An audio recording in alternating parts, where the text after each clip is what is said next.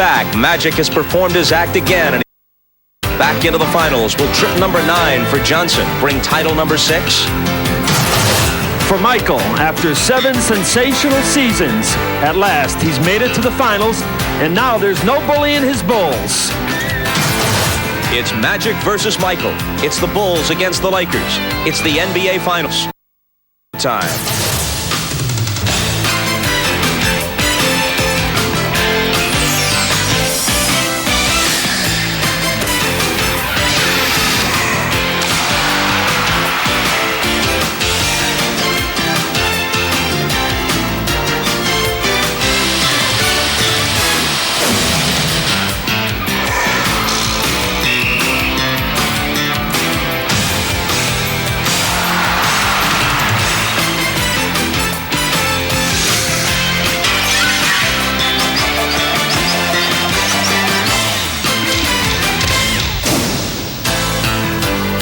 Welcome to NBA Showtime. Live from Chicago Stadium, here's Bob Costas and Pat Riley. And Chicago Stadium is filling with its 189th consecutive sellout. Officially 18,676 screaming Bulls fans here, but they might have shoehorned in a few extra.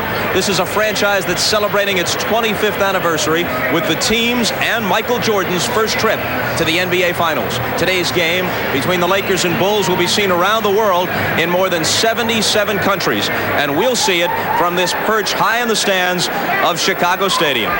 Bob Costas, along with Pat Riley. As you know, earlier this week, Pat was finally coronated as the new head coach of the Knicks. We'll talk about that situation and his plans for the team somewhere along the line during these segments in the finals. But right now, our focus is on the Bulls and the Lakers.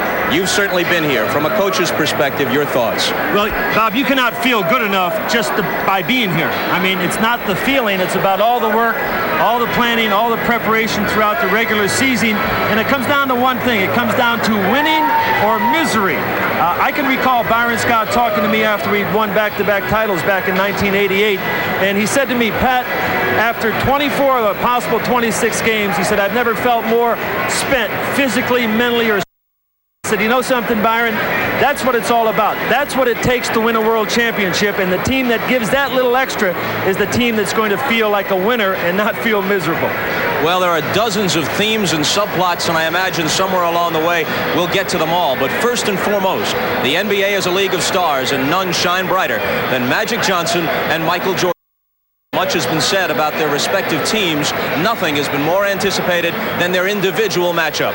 It's a dream that's taken 7 years to fulfill, with each player traveling his own celebrated route. Fresh off an NCAA title from Michigan State, Magic Johnson arrived like a burst of sunshine in the NBA, leading the Lakers to their first title in 8 years. In 1984, Michael Jordan, with a recently minted Olympic gold medal, became one of the most dynamic rookies in league history. The dream was born to see Michael and Magic face off with everything at stake. While Magic continued his winning way, Michael suffered the frustration of being a dominant individual in a team game. This season, the possibility of Michael and Magic in the finals began to take shape. Yet Jordan still wondered if the Bulls had enough talent to advance to the next level, while Magic had a new supporting cast and a new coach. I didn't think we really totally got it all together till the end of the season. We played our best basketball in the playoffs. I guess what I'm seeing now is that actual grind to come into a new situation, start at the bottom, and gradually get yourself closer to that ultimate goal of winning the world championship. And I think that if I do win it, I can see all the levels and all the steps, and it can be more gratifying to me to see that I've been through those steps and I know exactly what it takes to win. In the playoffs, Michael was, for the most part, his electrifying self as the Bulls swept the Knicks in the opening round. Then he continued to help his teammates flourish, knocking the Sixers off in 5. And then, the largest obstacle to the finals, the Pistons, the Bulls' nemesis for the past 3 seasons. This time it was all Bulls, and now Michael was the one waiting for Magic. Before the playoffs started, some said the Rockets would blast LA out of the postseason. Magic made sure it didn't happen. Then the Lakers teamed up to end Golden State's season in 5, and LA was a series away from Chicago. Another chapter was added to the Magic legend on Thursday night when he tossed the Trailblazers season aside and secured the much-anticipated date with Michael. This is a dream come true to play Michael in the finals. It's something that I think we've both been looking forward to. And, you know, when you're a competitor, you want to play against the best. I played against Larry, and I've always wanted to play against Michael. You know, few athletes in the history of sports have had a career of such completeness and symmetry as Magic Johnson. Think about it. Not only has he been part of 5 Laker World Championships, plus an NCAA title at Michigan State, but each step along the way, in a sense, he had to get by a personal crucible. It was Larry Bird for the NCAA championship. And in the NBA, he has beaten and lost to Dr. J in the finals. He has beaten and lost to Larry Bird in the finals. He has beaten and lost to his good friend Isaiah Thomas and the Pistons in the finals. And now, at last, another one, Michael Jordan. When you think about it, Pat, Magic is like a gunslinger. He says, look, I'll walk down Main Street at high noon against anybody who wants to strap on the holster. And now it's Michael Jordan. Well, he's going to see a lot of them, Bob. Even though Magic will not match up with Michael, Michael will play Magic. Michael Jordan will handle the ball a lot in the fourth quarter. As a matter of fact, in one game against the Detroit Pistons, Michael Jordan handled the ball 20 out of 22 possessions going down the stretch. Simply a great classic matchup. The matchup of the decade, Michael Jordan and Magic Johnson. Now, Michael Jordan will be playing Magic down in the low post. Magic gets to the line about 10 times a game during the playoffs. I do think the officials will probably allow Michael Jordan a few more liberties than maybe the normal player, knowing that they're not going to get this guy in foul trouble. Another matchup that is going to be very key in this series is the matchup with Scottie Pippen and James Worthy, 2 of the classic small forwards in this league. Pippen, a newcomer coming to superstar status. Worthy, in his career, has shot 55% against the league. Against Pippen in their matchups, he has averaged 46% because of his quickness and his long reach. Now, a key matchup in this series, and they won't play one another that much, will be John Paxson and Byron Scott. Both great shooters. They live off the greatness of Magic Johnson and Michael Jordan. Scott right now shooting 58% from three-point line. And right here, one of the problems, Michael Jordan will find John Paxson, especially if Magic Johnson matches up there. He will be burying jumpers all night long. A critical player for the Bulls. Byron Scott on the other end. The Bulls are concerned about this run out. Scott gets out on a regular basis. Magic finds him down the court, and he can knock that jumper down. Now, what is the story with James Worthy? He did not practice with his team yesterday. In Mike Dunleavy's assessment, he was about 75%, and he didn't play very well at all on Thursday night in Game 6 against Portland. They will start him today. They will hope he'll be able to explode off that left ankle. If he can't, Scottie Pippen is going to eat him alive. Speaking of Worthy, this NBA final marks a unique reunion.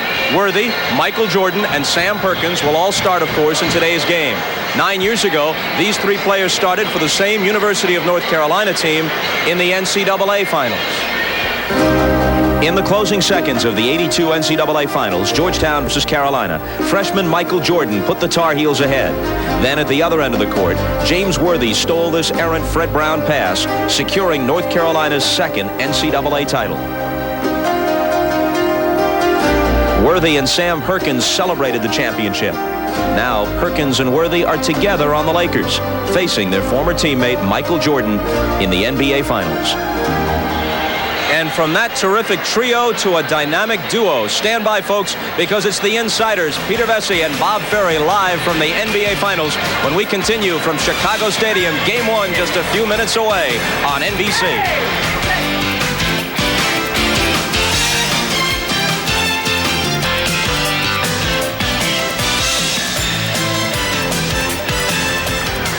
Welcome back to Chicago Stadium.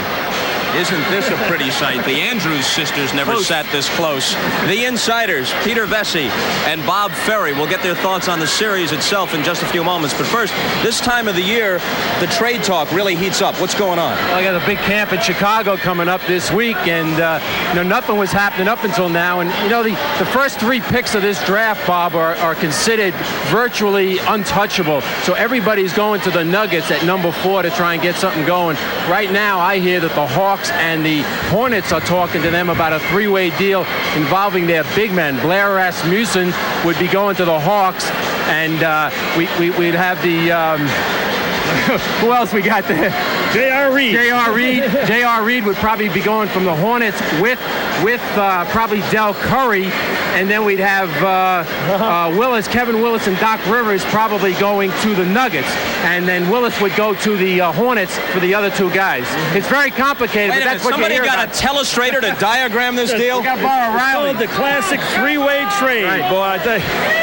Is Larry Brown on the move? Did I hear that? Well, Larry Brown put in a paper down in Charlotte that, he would consider the South Carolina job. And I tried to get a hold of Larry, but Larry is bicycling in France.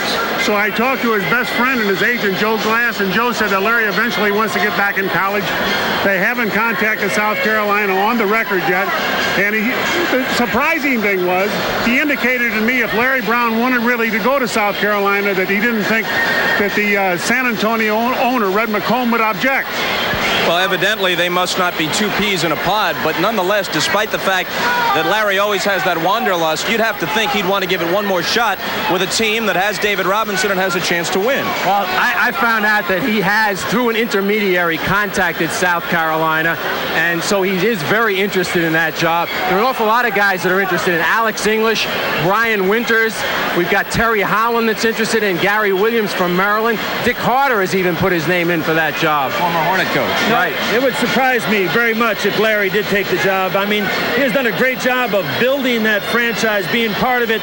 It was a disappointing loss. I know a lot of people are disappointed about how they went out, but they're on the brink of breaking through, and he's a big part of that, and it would be a big loss for the NBA if he goes to South Carolina. Just a moment. Let me ask our director, Kelly Atkinson, to reprise the two-shot he had just a moment ago of Peter Vesey and Pat Riley looking like best pals come September or October when this guy is coaching the Knicks and this fella pulls out the blade. And he's going to give me a facial, he said. It's at least twice a week. At least twice a week, right. But to be honest, anyhow. All right, let's get to the matter at hand here. Thoughts on the Bulls and the Lakers? Well, I really think the Chicago Bulls are going to win this in 7 games. I think Chicago's got the best half-court defense, especially if they pick up the Lakers out high like they did against Detroit. It'll keep the ball from going into the big men. I pick Chicago.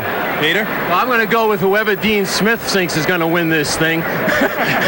What do you think? Which North Carolina team is he going to root for? Which player? I think that you've got to go with Magic because no player has ever been able to control the tempo like he has. The only way the Bulls are going to get around that, I believe, is if they press him full court. He did look tired as the games ended in Portland. The 6th game, he was really dragging. So I think they're going to try and force him, maybe the way that the Sixers did with Andrew Toney, make him turn every which way. Riles?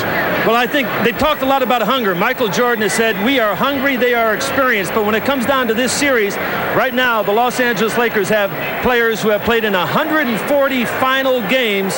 The Chicago Bulls have had no player play in the finals. I think it's going to come down to experience. It will be a 7-game win for the Lakers. Well, for whatever it's worth, the last team to win an NBA championship on the franchise's first trip to the finals was Bill Walton's Trailblazers in 1977. If you want to make a small distinction, the last team to win on its first trip to the finals with an essentially new cast was the Lakers in 1980. You can't count Jerry West and Wilt Chamberlain and the rest years earlier. So the last time a new group won was in 80. The last time a franchise making its first trip won was in 77. That's the trend that Jordan and the Bulls are trying to buck. When we come back, we'll take a look at one of the most important Bulls, a man who's gone from star to superstar this year, Scottie Pippen. That's when we continue just prior to Game 1 from Chicago.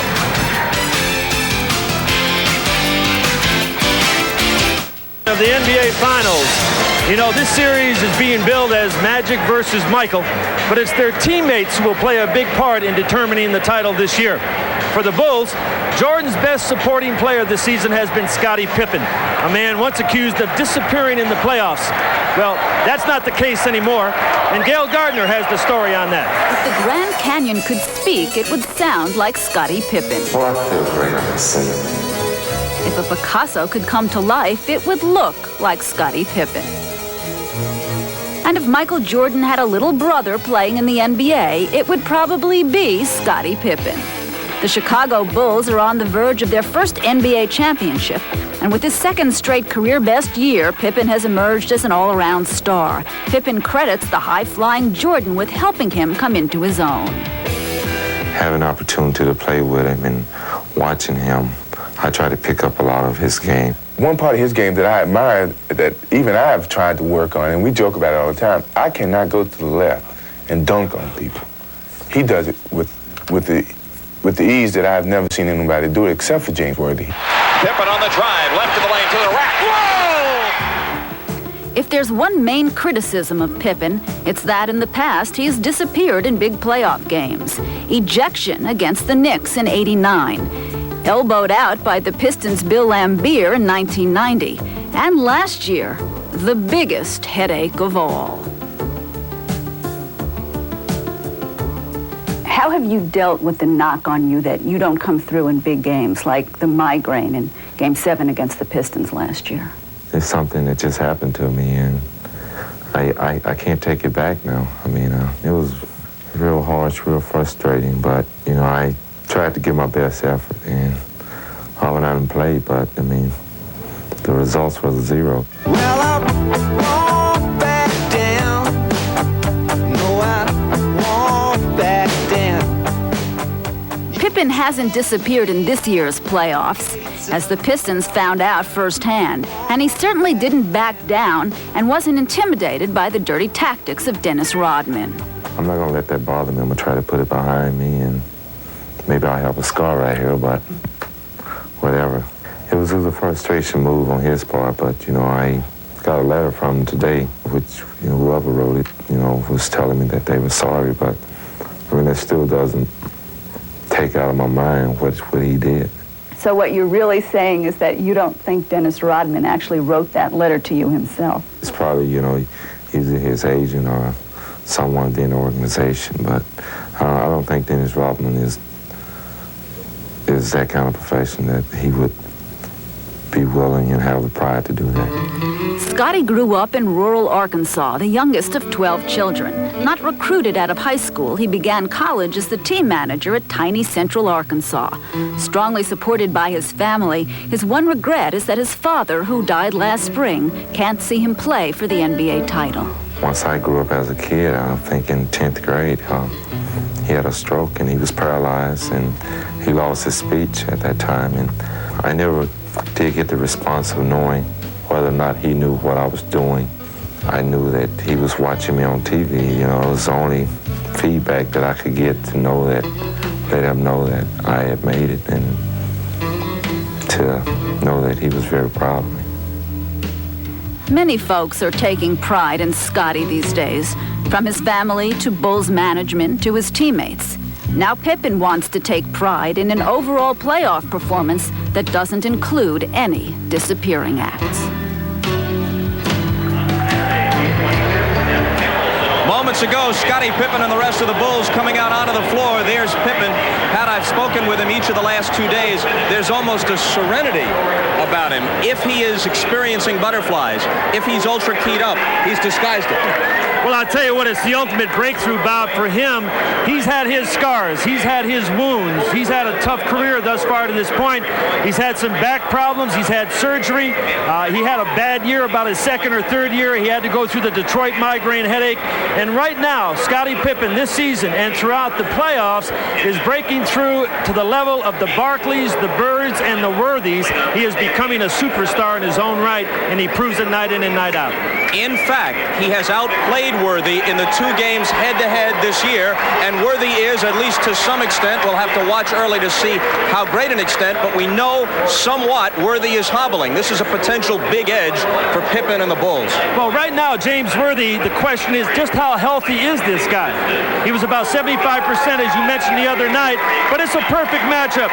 James Worthy will bring out the best in Scottie Pippen, and Scottie Pippen will bring out the best in James Worthy. It isn't going to be about Michael Jordan and Magic. It's going to be about those 2 guys. The Bulls have won 15 consecutive home games in the playoffs, dating back to the '89 East Finals against the Pistons. As you can hear, even now before the game starts, the place is a madhouse. If they hold serve, they can lose all three at the Forum. They hold serve, they're champs. Well, if they're going to hold serve, that's going to be, I mean, that's critical for them with this 2-3-2. The Lakers, they went into Houston and won on the road the very first time. They won on the road at Golden State the first time. They went to Portland and won on the road the first time. They are most dangerous going on the road in playoff series that first game. And if there are any kind of jitters right here by Chicago because it's their first time, the Lakers will take full advantage of that. One thing that can be fairly said about Chicago, they have not been psychologically tested yet in these playoffs. They've blown through all of their opponents. Now, true, Detroit was an obstacle because they lost 3 straight times to them, but they've never been down 1-0. They've never been down 2-0. The Lakers, this veteran team, has been in almost every conceivable position through the years, positive or negative. How will Chicago react if they lose one of these first 2 games here at Chicago Stadium? A big question. The first of the answers coming up in a few minutes. We hand the microphones to Marv Albert and Mike Fratello. It's game 1 for all the marbles from Chicago. Stay with us.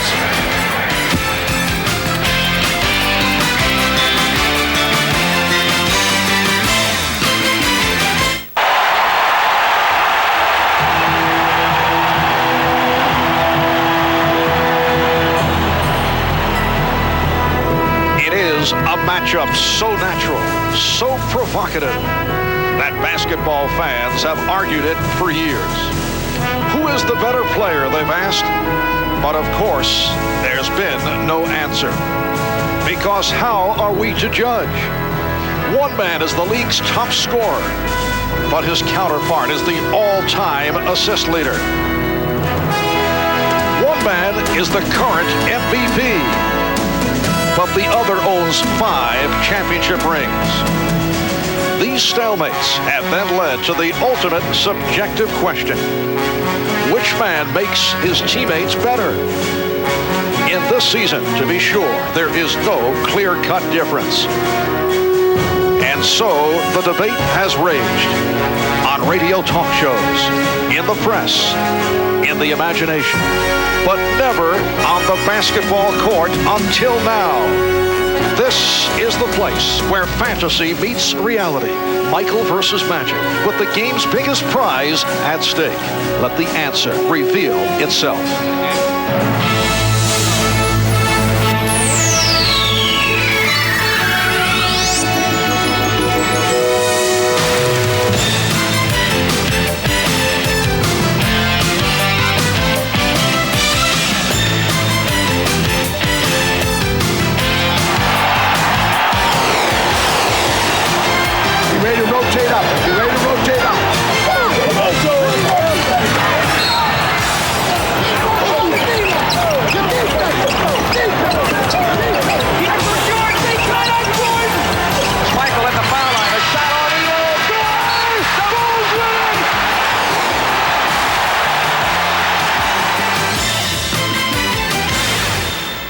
This is the NBA on NBC. The 1991 NBA Finals. Today, Game 1 between the Los Angeles Lakers and the Chicago Bulls.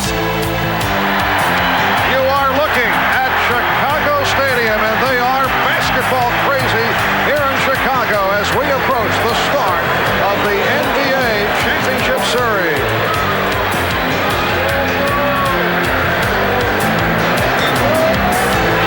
Usual capacity crowd, better than 17,000 on hand as the Bulls add to their all-time attendance record. This the 189th straight sellout at Chicago Stadium. Hi everybody, I'm Marv Albert along with Mike Fratello, and we welcome you to game number 1 of the best of 7. Now only 12 times since Michael Jordan entered the NBA back in 1984 he and Magic Johnson met in the same game. Now this series eventually figures to be more than just Michael going up against Magic, but the matchup problems they present are intriguing. First of all, Mike, from the Laker point of view, how will they defend against Michael Jordan, the most explosive player in the game? Marv, the Lakers realize you don't use the word stop when speaking of Michael Jordan. Mike Dunleavy told us yesterday he'd love to double-team Michael Jordan at every opportunity to try and get the ball out of his hands. The problem is the rest of the Bulls have raised their game a level. The result, a trip to the championship series. The Lakers have an outstanding team defense, one that will double-team and surround Jordan selectively during the course of the game. But sometimes not even a double team or triple team is enough to stop Michael. He has just too much at the offensive end of the floor. What do you feel the Bulls will attempt to do in going up against Magic Johnson? Well, because Magic controls about 95% of the Lakers' offense, Chicago will use a philosophy similar to the one they used against the Detroit Pistons and Isaiah Thomas. Get the ball out of the point guard's hands as much as possible. Versus Magic, expect Chicago's extended defense to use early traps, keeping pressure on him at all times. Now, the problem that surfaces is, because of the matchups, Jordan on defense versus Magic, the pressure has to come from a Michael Jordan, harassing him the entire time when he's playing offense. It's going to be interesting to see if anything is taken away from Jordan's offensive game because he's trying to stop Magic at the defensive end. So it'll be Magic and the Lakers, Michael and the Bulls. It is a marquee get-together, and it is just moments away. You know, when you're a competitor, you want to play against the best. I played against Larry, and I've always wanted to play against Michael. This is it. This is what I've been waiting for. I think everybody in America's been waiting for it. Michael against Magic. It's a big highlight. This is my first time to the finals, and I'm looking for an exciting final. Hopefully we can win, but it's going to be challenging.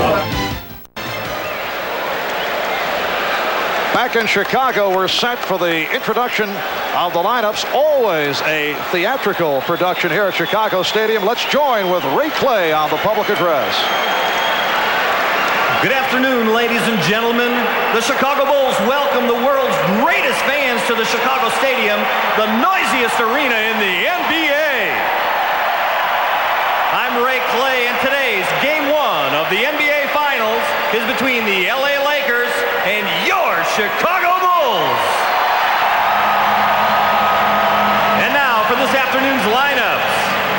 First, for the visiting Los Angeles Lakers. At forward, from North Carolina, 6'9", Sam Perkins. At the other forward, from North Carolina, 6'9", James Worthy. At center, from Yugoslavia, 6'11", Vlade Divac. From Michigan State, at guard, 6'9", Earvin Magic Johnson. At the other guard, from Arizona State, 6'4", Byron Scott. The LA Lakers are coached by Mike Dunleavy.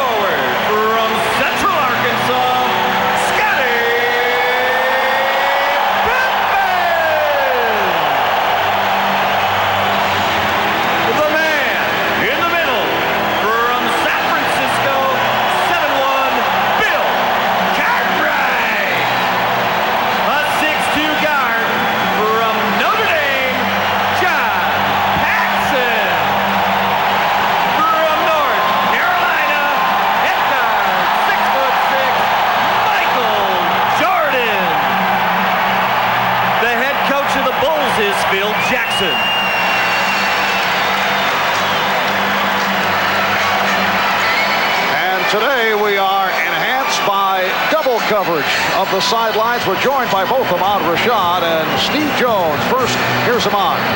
All right, Marv, all week long, Michael Jordan has been trying to downplay the matchup between him and Magic. He said it's the Bulls against the Lakers. So this morning I said, Mike, no matter what you say, everybody in America had a twinkle in his eye and a big smile on his face, and he said, I know. Let's go down to Steve Jones. All right, Ahmad, Magic agrees with you. This is a huge matchup, but the matchup that he's more concerned about is big game James Worthy and his availability against Scottie Pippen. I spoke to James Worthy before the game. He said his ankle is improving. He expects to play. I watched him during the warm-ups. He is still having a problem. Back to you, Mark.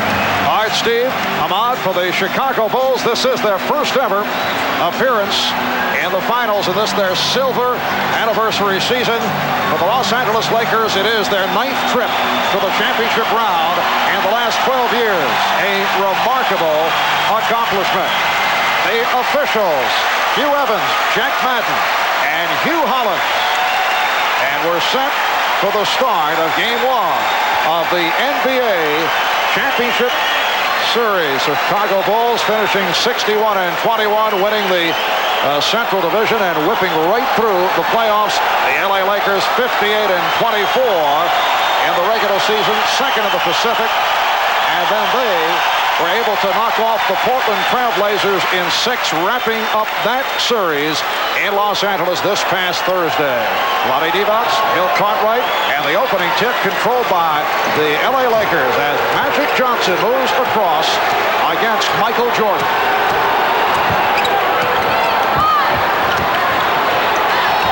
Perkins being played by Cartwright. And it's called by Hugh Evans. A bump by Cartwright, who picks up the foul. Both teams trying to establish an inside game immediately, according to what their coaches told us yesterday. Perkins down low. We'll see this a number of times, trying to get the ball down into Sam. He reads the defense before he makes his offensive move. And now Magic posting and got it out for Worthy, who beat Pippen. And at least on that move, the ankle looked fine. Lakers with a 2-0 lead. In fact, as we saw the last game against Portland, he was not able to make that move from the top of the circle off the dribble. He either caught it and shot or he reversed the ball. Good sign for the Lakers right there. James putting it on the floor.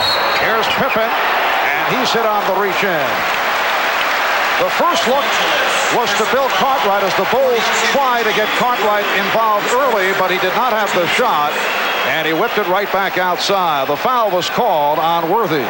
All the moves that have been planned out for the chess match we'll see unfold as the game goes on. Each team going down low initially, trying to get their centers off.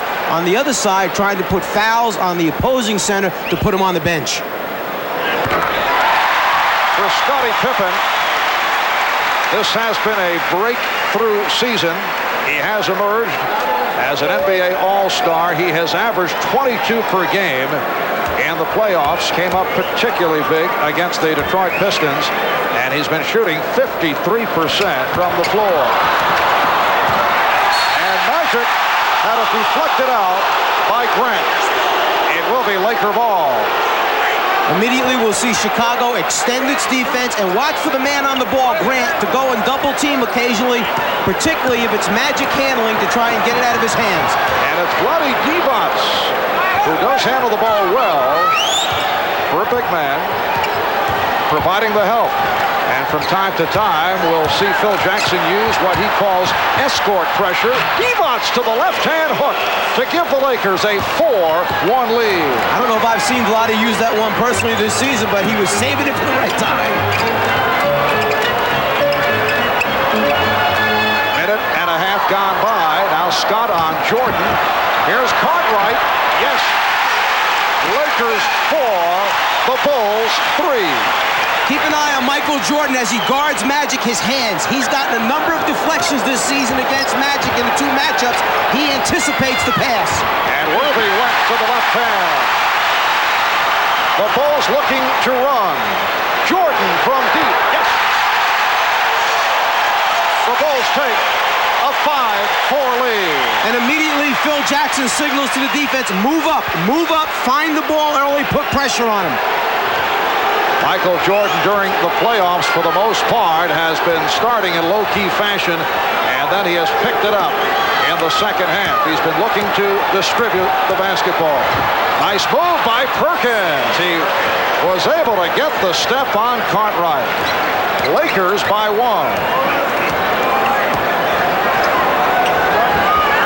Byron Scott with his hands full in defending, at least at the start, against Michael Jordan.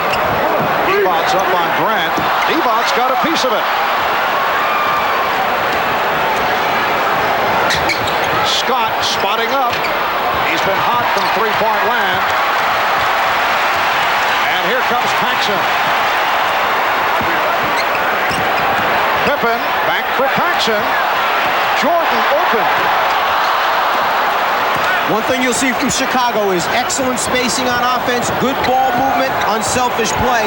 One key sign is the assists in the playoffs. Jordan and Pippen lead the team in assists. And Worthy threw up the air ball. Lakers get back. Pippen on the move. Perkins protecting. 3-on-2 for the Lakers. Scott, yes. And the Lakers now lead by the score of 8-5. What confidence Magic shows by advancing the ball to his center to lead a 3-on-2 fast break and then believing that Vlade will make the right decision and be able to execute in the end. Byron Scott has shot well during the course of the playoffs. Grant, he had the position. Last touch by Johnson. It will be Chicago in possession.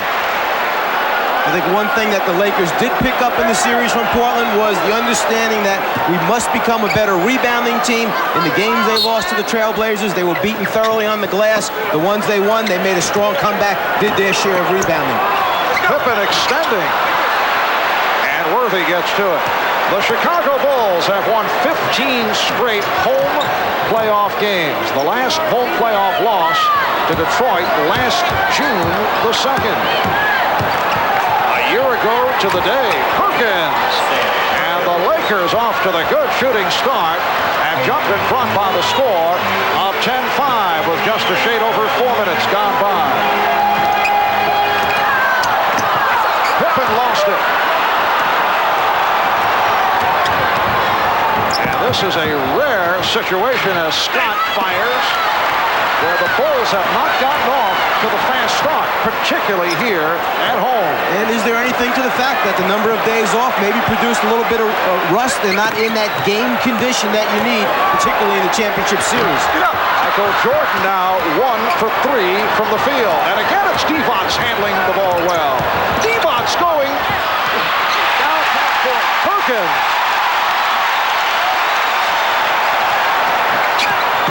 Here's Jordan. Lakers 10 and the Bulls 7. Well, Michael Jordan made sure that one of those shots were going in. The jumpers weren't falling. He took it to the basket strong, dunked it the way all coaches like to see you do, to be sure. Well, Paxson turned his head. He was caught on a mismatch. And Worthy able to take advantage. Lakers 12 and the Bulls 7. And Jordan was hit. Scott reaching in.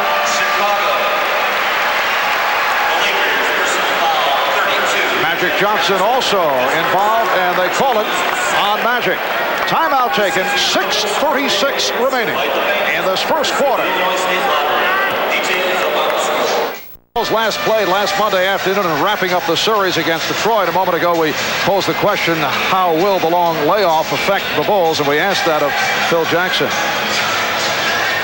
6 days off, you really can't maintain the kind of energetic momentum. The camaraderie is still there, and the elated feeling of being in the finals. But you're really not in game shape right now. Your shooting isn't going to be sharp as it was a week ago. So we have to rebuild the momentum. We're going to have to regenerate that again. And the Bulls are trailing here early by the score of 12-7. Mike, I always feel, though, that is a point that is rationalized after the fact. Now, if the Bulls had gotten off fast, and was so early in the game, people would say, well, they're well rested. It's better. However, if they don't get off to the fast start, you'll pose the question, as you did, well, maybe the layoff hurt them. While the Lakers played recently, Thursday night. There's no question. Over the years, coaches have tried to find the solution for when they have too many days off. Some coaches I know, in fact, have brought outside teams in to play mini scrimmages against their team. Practicing against the same people is not the same as game situation. The shooting, the pressure defense, the running, the intensity, the concentration. So you must try to find a way to keep them sharp, but it's hard. The more days off, the harder it is to maintain that level of play. Michael Jordan fouled just before the timeout by Magic Johnson. He is an 85% free throw shooter. In the playoffs, he leads the NBA. He's averaging 31 per ball game. Jordan hits 1 out of 2, and it's the Lakers 12 and the Bulls 8. Here's the light pressure, and the Lakers have no trouble with it. They have big men who can handle the ball in both Divac and Perkins. And they are prepared for the fact that the Bulls will try to keep that in Magic's hands. They have their releases ready, and they're executing very well right now. Open shot for Worthy. Good look from Scott, and it's the Lakers 14 and the Bulls 8. Grant with Pippen and caught right up front. Paxson and Jordan at the guard. It is Byron Scott opening against Michael Jordan. Jordan able to blow right by. And Magic immediately turning to Vlade and explaining, wait a minute, this is the way we had decided to play that play. Make sure you remember and do it. I'm relying on you. We'll have to see how long Mike Dunleavy stays with the matchup of Byron Scott. There is one school of thought as you see Worthy positioned for the turnaround. He's off to the fast start, 4 for 6, 8 points. That Byron Scott's offensive game can be affected when he matches up against Michael Jordan, which is understandable. That Jordan has just disheartened him on so many occasions. Jordan battling for the rebound and fires again. Lakers by 4. But Byron Scott shouldn't feel too bad because there are a lot of guys that have lost sleep the night before playing against Michael Jordan. Michael Jordan, 4 out of 7, 9 points. Again, a post-up move by Perkins. Beautifully done by Sam Perkins. He had Horace Grant at his mercy. Once again, the Bulls electing not to go double team immediately, playing the early part of the game straight up. Bad pass saved by Cartwright. Oh, what a pass from Jordan. And Scottie Pippen cuts it down to 4. Paxson off the steal. Here's Jordan for Pippen. Rejected by Divac. But it will be Chicago ball. Jordan has decided that he's going to cut out the perimeter game for a while and try to take this thing to the basket strong. He foot fakes middle, goes baseline, no rotation that time by the rest of the Lakers. Jordan stepping off the pick and changed his mind. Here's Paxson. Yes. And the Bulls, in the midst of a roll, have come within 2. Lakers have led by as many as 6. Paxson mentioned to us yesterday, matter-of-factly, my job basically is go find an open area. Michael Jordan will find me with the basketball when he's double-teamed. I just got to knock shots down. Shot clock down to 3. Perkins from downtown. Yes, Sam Perkins hits the 3. And it's the Lakers 21 and the Bulls 16. And going into this game, in the playoffs, Perkins shooting 6 for 17, over 35% from the three-point line. Something he used to do frequently when he was with the Dallas Mavericks. And he comes off a strong game in the wind-up against Portland.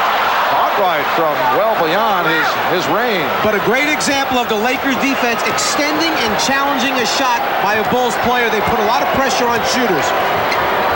3:20 to go in this first quarter. Marv Albert, Mike Fratello, Ahmad Rashad, Steve Jones from Chicago Stadium. Again, Worthy looking to post. Cartwright getting inside, lost it to Divac, and then was rejected. Here's Perkins. He threw the air ball.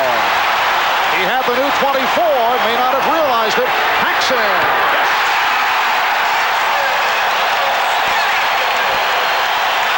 The Lakers 21 and the Bulls 18, and the Bulls showing signs after the slow start.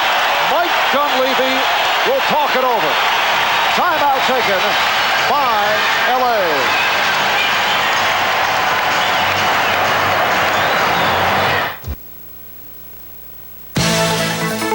Miller Genuine Draft presents number 1 draft choices.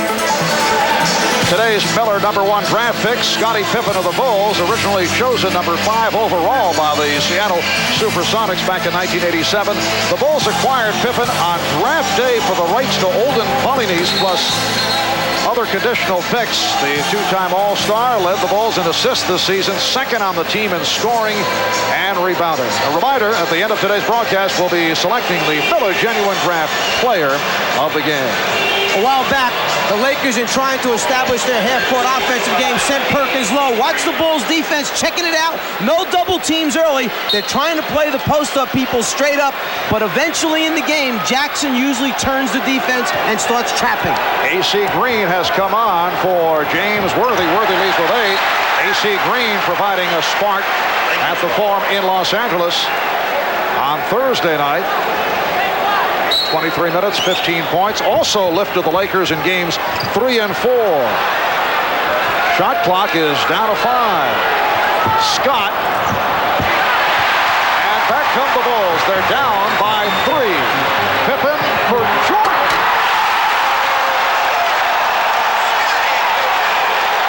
The Laker lead is 1 with 2:20 to go in this first quarter. The Bulls' half-court offense may not be effective right now, but their transition game in the breakdown situations has been terrific. And the foul called on Pippen. That will send Byron Scott to the free throw line. The nice thing about this Bulls team is they have a number of people who can lead the break, make the right decision, and then perhaps the best finisher in basketball, Michael Jordan.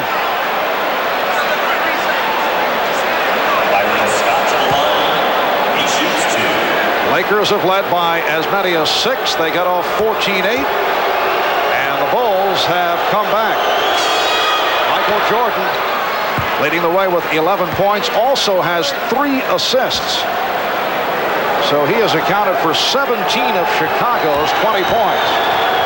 Byron Scott in his 8th year out of Arizona State grew up some 14 blocks from the Forum in Inglewood. Used to sneak his way into the Forum. I asked him his method. He said it's all in the technique. The key is distracting the guard, who he said often was reading a newspaper. Just under 2 minutes remaining. First quarter. Cartwright. Terrific extension by Bill Cartwright to get that up above Lonnie Devon. And it's a move that Cartwright likes to use, but doesn't use it a whole lot, going back to that left shoulder for the extended jump hook. Lakers by 1. Magic checking the shot clock. 3 on 2. Pippen. Oh, what a move by Scottie Pippen. The Bulls have taken a 1-point lead. Magic going right at Michael Jordan, and he drew the foul. Great quickness by the Bulls in transition and the willingness to give the ball up. Jordan pitching ahead to Pippen, another guy who finishes pretty well. Michael Jordan collecting his first foul. And Magic Johnson with his first point of the day. 2-time most valuable player, won it last season for the 2nd straight year. And this season, the runner-up to Michael Jordan. The Lakers 25, the Bulls 24, as we come up on 1 minute left in this opening quarter. Jordan off the fake. And he is on fire.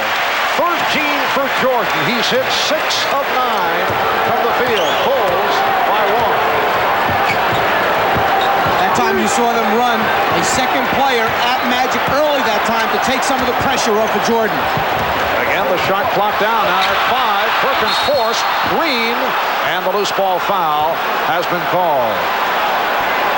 It is on Grant. A.C. Green does such a terrific job on the offensive boards. You must concentrate, keep a body on him at all times. He's had 33 offensive rebounds so far in the playoffs for the Lakers. The Bulls are over the foul limit. A.C. Green in his 471st consecutive game. Last missed a game November of 1986. He missed only 3 games in his 6th NBA season. Here's Craig Hodges replacing Bill Cartwright. So Phil Jackson will go small here in the final stages of the first quarter, but he likes to insert Hodges for the potential last-minute fling with the shot clock and the game clock working down. What they like to do to end quarters and halves is put the ball in Jordan's hand in the middle of the floor, put Paxson Hodges on the wings, spotting up for three-pointers. If you come and double-team Michael, he'll kick it out. They like to knock out the three with the crowd roaring at the buzzer. Game tied at 26. Jordan. Michael Jordan with 15 points. And that's what happens when you don't double team and stay at home with the three-point shooters. Jordan has you one-on-one. It's the Bulls by 2. Shot clock at 10. Game clock 13. Shot clock at 5. Perkins from downtown. So Perkins with a second three-pointer, 6 3/10 seconds to go in the quarter. What a pass from Jordan! 1 5/10 seconds to go.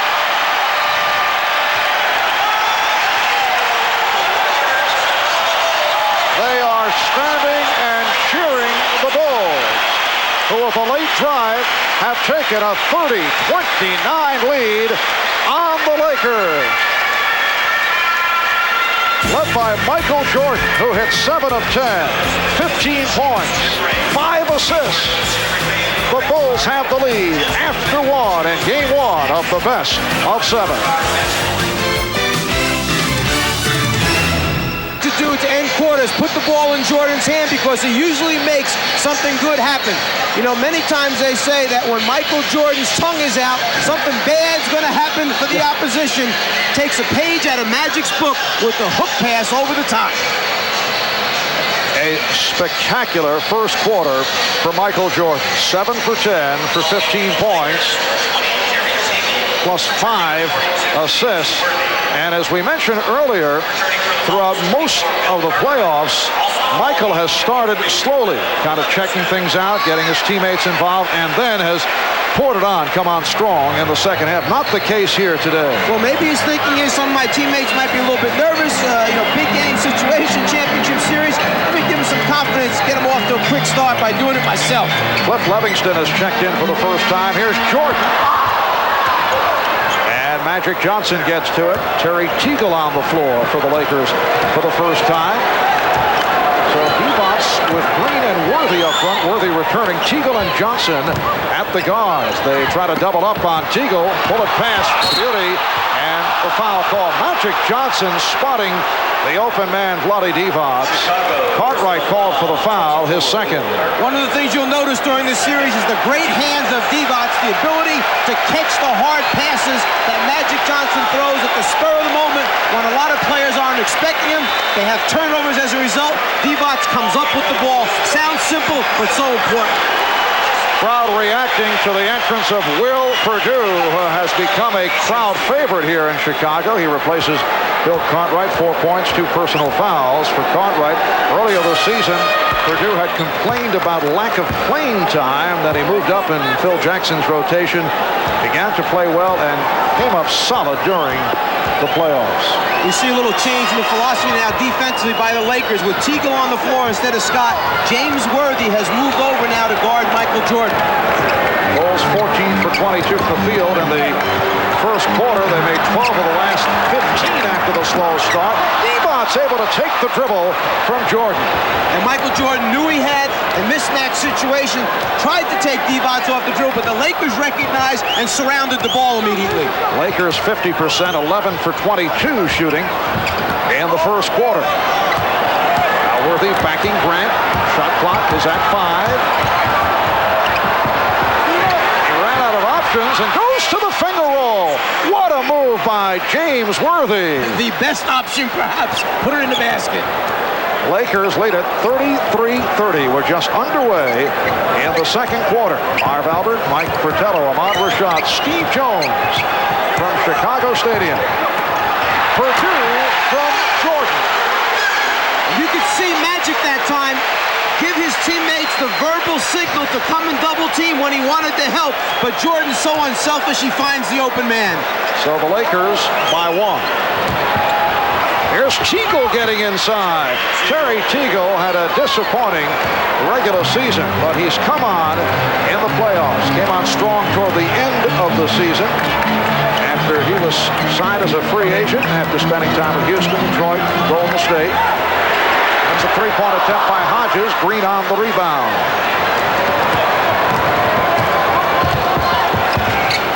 The Lakers are so tough because they will post any one of 5 people. Worthy with the post-up move and score right there.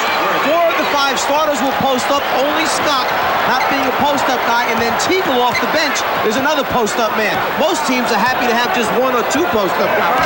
12 points for Worthy. Lakers extend to a 5-point lead. The pass broken up. And back comes Magic.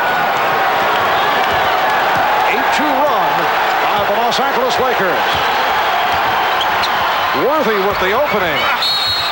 And the loose ball foul called. It's on Divac. 9:15 remaining in the second quarter. Lakers lead 37-32. A timeout call. As long as Michael Jordan is away from the basket, Magic Johnson will play him straight up. Jordan will then try to back down the player into the scoring area, and at a certain point, you'll see Magic turn his head, ask for help from his teammates, but keep an eye underneath Will Perdue because Jordan finds his open teammates. Yes, he is the czar of the teleshredder. Let's go to Ahmad. All right, Mark, that last time out, Phil Jackson was saying that they're trying to go to their offensive menu. A lot of isolations, a lot of screen roll. What he was upset was there's too much congestion underneath the basket. The big men not doing enough spacing. Let's go over to Steve. All right, Ahmad, the Los Angeles Lakers feel confident that they can score at any offensive possession. Their big concern is defensive rotation off of Michael Jordan. Back to you, Mark.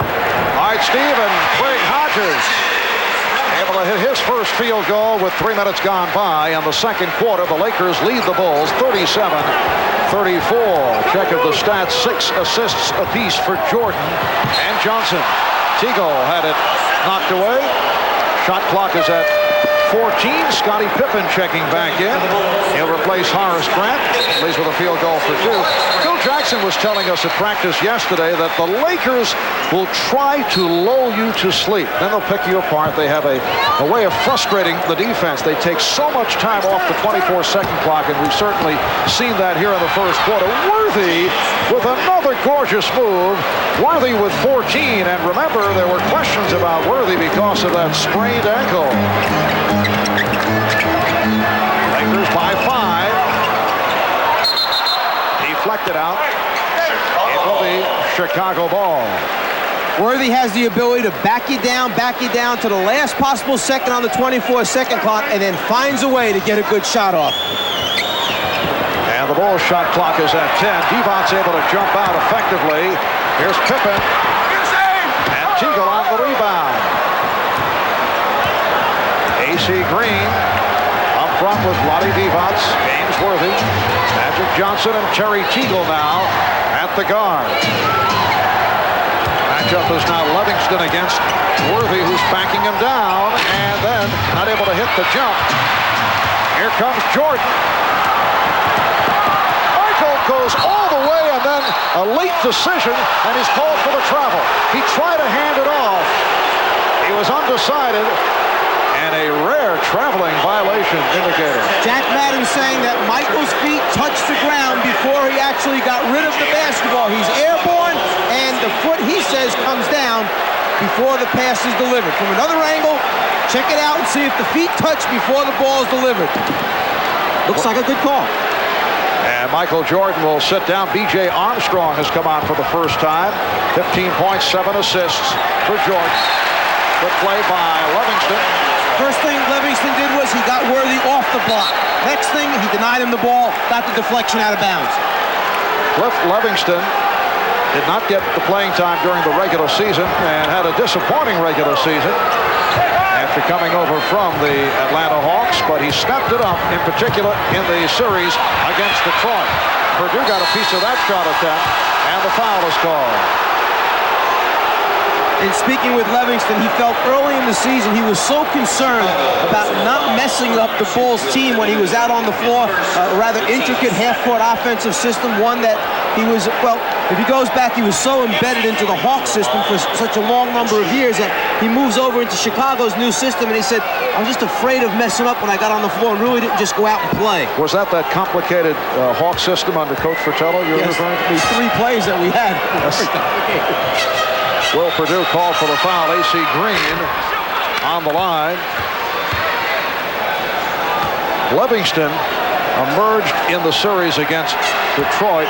He actually came to Chicago Stadium very upset prior to one of the big games he had against the Pistons after he read a newspaper column in which he and another newcomer, Dennis Hobson, were referred to as clutter in terms of what they have contributed off the bench.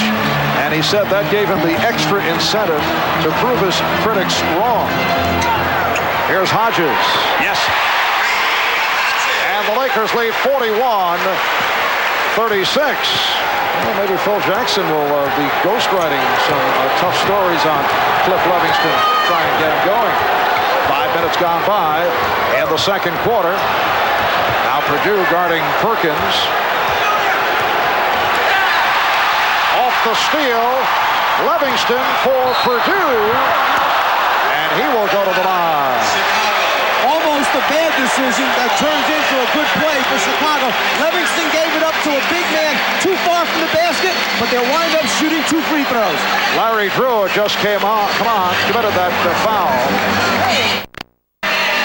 Welcome back to Chicago. The Lakers lead the Bulls by 5 points, 6:49 remaining in this first half, and we have an NBA Finals flashback involving a couple of Lakers. 6 years to the day, Kareem Abdul-Jabbar passed Jerry West as the all-time leading scorer in playoff history. Not only did Kareem pass West in this series, he won the Most Valuable Player award of the Finals as he led the Lakers past Boston in 6 games. Magic Johnson looking to put a move on Wilt Chamberlain, Elgin Baylor, Larry Bird. Magic sitting out. Larry Drew has come on for the first time, so Mike Dunleavy going with a combination of Teagle and Drew in the backcourt. Perkins with Green and Worthy up front. Will Perdue to the free throw line in his 3rd year out of Vanderbilt. And that is his 3rd point of the day. As has been the case for the Bulls, whenever Phil Jackson puts 4 of the bench players on the court, Armstrong, Hodges, Livingston, Perdue, either Jordan or Pippen remain out there to be the glue for that unit. Pressure by the Bulls, providing some problems for the Lakers.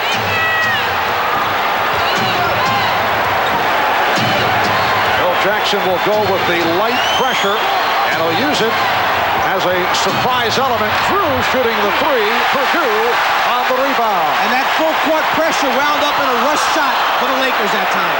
However, the Bulls give it right back.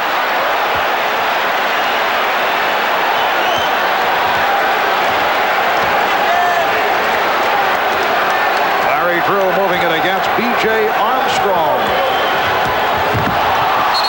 Here's Teagle, called for the travel. Teagle had 2 good looks at the basket that time, wound up trying to get a better shot, and as a result, turned it over. High point man of the game, Michael Jordan, 15 points. Along with his 7 assists, he's accounted for 29 of the 36 Bulls points prior to sitting down. Perdue, Will Perdue going glass for his 2nd field goal, and the Bulls move within 1. The leading scorers for the Lakers, Worthy 14, Perkins with 12.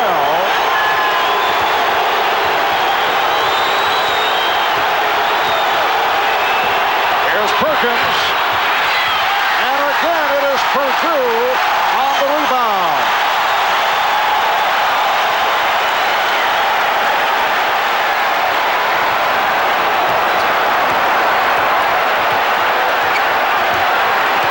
Pippen taking Teagle down low. Yes, and it counts. Chicago wound up playing pick-and-roll basketball with Scottie Pippen coming off a screen set by Craig Hodges. Lakers switch, but as a result, Pippen had a smaller man, takes advantage of it, and backs him right into the hole.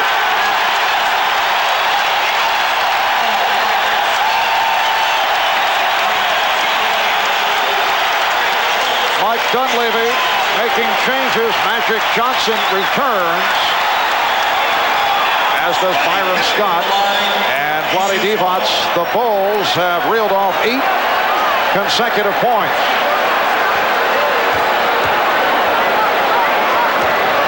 Michael Jordan back on the floor. Jordan trying to sneak inside, but it will be Laker ball. The Bulls 42, and the Lakers 41. Livingston able to pick it off.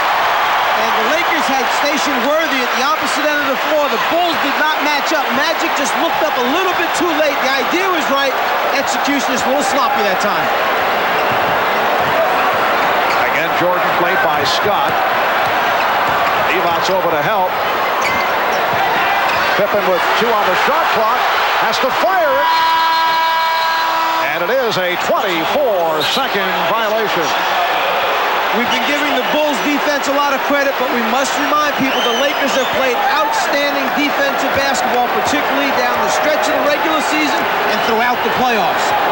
Lakers and Bulls meeting for the first time in the NBA Finals. First time they've met in the playoffs since 1973. Livingston with the rejection. Here's Armstrong. Yes. B.J. Armstrong in his second year out of Iowa has done an excellent job coming off the bench this season. A 10-0 run by the Bulls. They now lead it by 3. It is their biggest lead of the game. Here's Magic, who's been quiet. Bulls looking for an offensive foul. They do not get the call.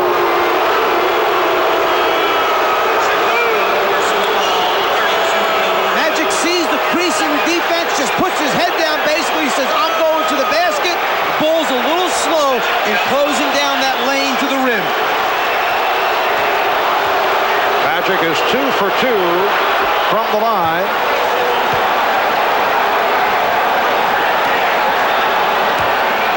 An illustrious career for Earvin Magic Johnson. He is the NBA's second all-time leader in steals behind Maurice Cheeks of the New York Knicks, and now the all-time assist leader, breaking Oscar Robertson's record that was back in April. Here's Jordan.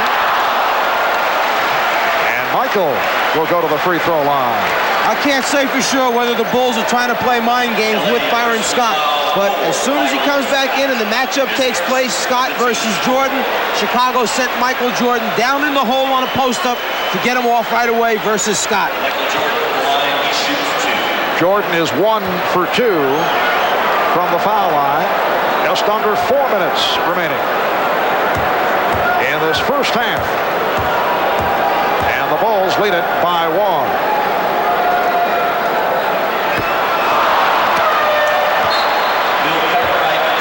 Bill Cartwright is back, and Will Perdue hears it from the crowd.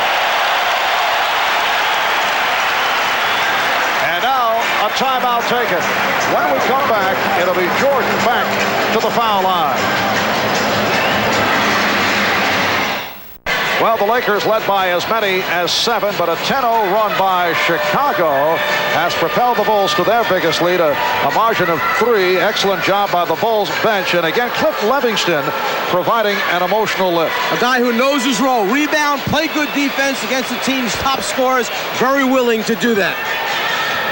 All right, let's go over to Ahmad. All right, Marv, Cliff Livingston may be playing well right now, but last night he had a tough time sleeping. He said he was so nervous about this game, he couldn't eat. He tried to eat breakfast this morning, and Marv, he lost his breakfast, but he's been playing well. Back to you.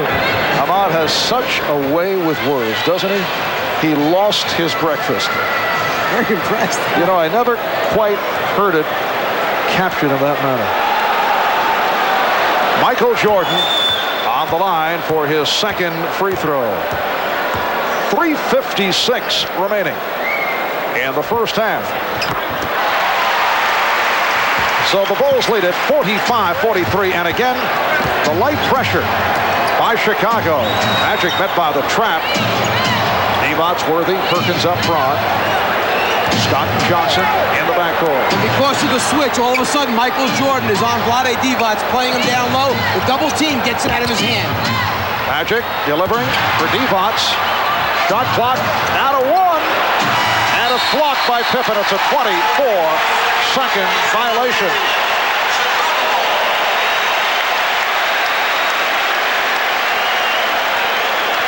The trapping defense forced a mismatch. Jordan on Divac. Unfortunately, Vlade couldn't find the handle on the ball. Now Pippen played by Worthy. Caught right, eluding Divac. Crowd looking for a foul. With the long arms of Sam Perkins, bothered the shot, forced the miss. Crowd wanted to travel, but Armstrong picked it off. It's a 2-on-1. Here's Jordan.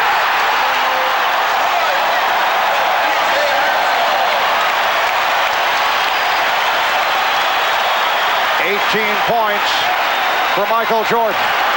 Bulls lead at 47-43. They're just getting now into their half-court offense with 10 seconds left on the 24-second clock. Shot clock to 2. So once again, the Lakers roll that shot clock all the way down. 6 points for Divac. And the Bulls lead it 47-45. Jordan with the fake right, went left, and then was bottled up. Good play by Scott. 3 Lakers surrounding Jordan once he put it on the floor. Yes, Byron had some help, but was able to deflect it away. Here's a mismatch. Perkins, and he drew the foul. Livingston coming over to help out Armstrong.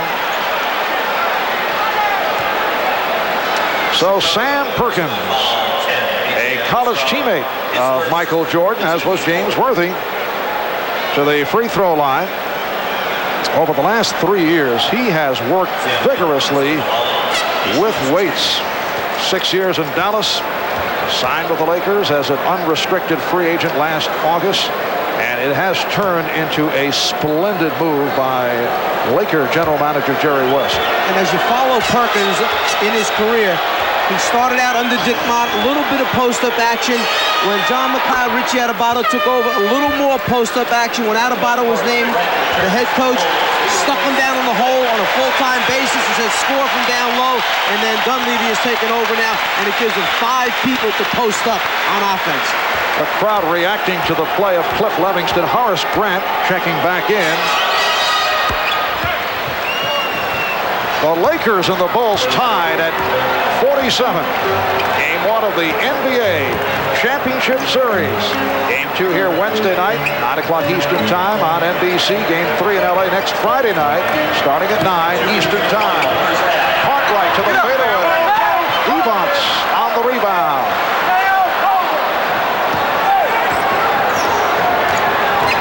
It has been a media onslaught here in Chicago. Credentials issued to 550 journalists representing 12 countries, including Italy, Greece, Spain, France, and Japan. 3-point attempt by Perkins. He hit 2 earlier. And this championship series is being seen in 70 countries. Armstrong wide open. A minute 20 left in the first half. Game tied at 47. And Magic had it broken up. Last touch by the Lakers. Now Magic Johnson appealing to the outside official, Hugh Hollins. Jack Madden made the call, and the call standing. Here's Pippen. Scottie Pippen going glass. He has 9. Bulls lead 49-47. Coming up at halftime, the final shootout with Bob and Pat going at each other on the Prudential halftime report. That is coming up momentarily. Shot clock at 5. Worthy from downtown. And the foul is called.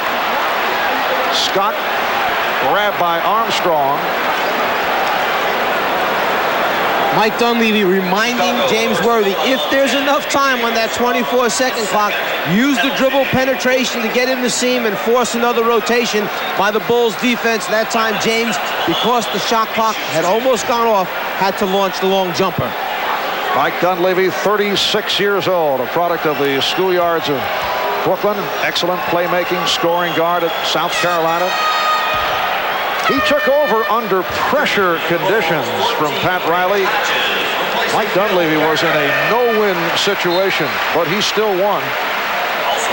6th-round draft pick of the Philadelphia 76ers. Eventually landed with Houston. 4-year stay there. Also played at San Antonio and Milwaukee. And an assistant coach with the Milwaukee Bucks. After what Pat Riley had accomplished with the Lakers program, there are many coaches that would not want to step into those shoes or sit in that head coach position. Dunleavy looked at it a little bit differently. He said, hey, I think this team has a chance to win a championship. I'd like to be part of all that. Let me take a shot at it. Game tied at 49. Here's Armstrong. Yes! E.J. Armstrong with his second field goal. And the indication, a two-pointer. The Bulls were looking for a three. That's the reason for the stoppage. 30 seconds left in the half. Teagle is checked back in, racing with Hodges. Teagle and Johnson. And Scott on the floor in a three-guard alignment, along with Worthy and Perkins. And the foul is called. That time, Magic did not give Jordan a chance to body up on him, did not give him a chance to double. As soon as he caught the basketball, he turned and went. Keep an eye at Scott and Jordan down low. The battle taking place, the bodies, the arms. It's a battle out here. Jordan called for his second. Magic Johnson has been very quiet offensively. He's 4 for 4 from the line. He has attempted only one field goal attempt. But as we have seen throughout the season, 22nd timeout called by the Bulls, it has not been important that Magic come up with big numbers. In fact, when he scores in prolific fashion, the Lakers usually have either lost or not played well. The assist category has been the significant one when it comes to Magic Johnson and W's for the Lakers. Magic Johnson on the glass helps the Lakers. Magic Johnson directing the show out there, understanding that he had to take a little bit more of the scoring burden upon himself when Kareem retired, but he doesn't want to overdo it to the point where the spotlight's on him for scoring. He'd rather share that part of it with his teammates, just make him win in the end. Magic in his 12th season out of Michigan State. Earlier this year, missed a couple of games with a jammed middle finger on his right hand. He was telling us how happy he is to be healthy after the long grind of the regular season and on to the final round of the playoffs. Lakers and Bulls tied at 51. We are down to 10 seconds to go in the half. Pippen try to hand off to Grant. Here's Grant. Now Pippen, and he threw the foul with 2 7/10 seconds left in the first half. Foul called on Perkins. That is his first. The initial defense by the Lakers was outstanding. They took away the drive off the dribble by Pippen. They cut off on the dump down pass for the layup by rotating from the weak side. It was just the extra hustle by the Bulls coming up with the second, third shot opportunities. Scottie Pippen is 1 for 3 from the line. The Bulls only 5 out of 9 from the free throw line. Lakers at 17 of 18. Pippen only a 71% free throw shooter. Bulls take a 1-point lead, and a timeout taken by Mike Dunleavy. So when we come back, Pippen will go to the line to shoot his second. 2 7/10 seconds remaining in the half. Wednesday night, Magic and Michael resume as they move their dream matchup to prime time for Game 2 of the NBA Championship Series. The Lakers and the Bulls, Wednesday night, starting at 9 o'clock Eastern Time, right here. This will force you to stay up a little bit later than normal, 9 p.m. starting time? Yes. Take a nap during the day. I'll be fine.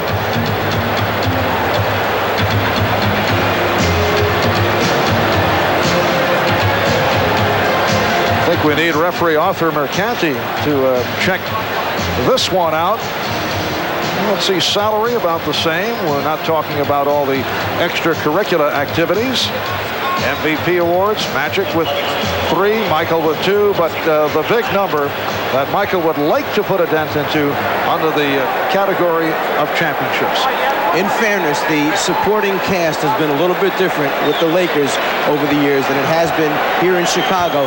The Lakers have been there, have built it, and maintained it. The Bulls on their way to getting there. And this is a strong first half for the Lakers on the home court of the Chicago Bulls. Here's Pippen from center court.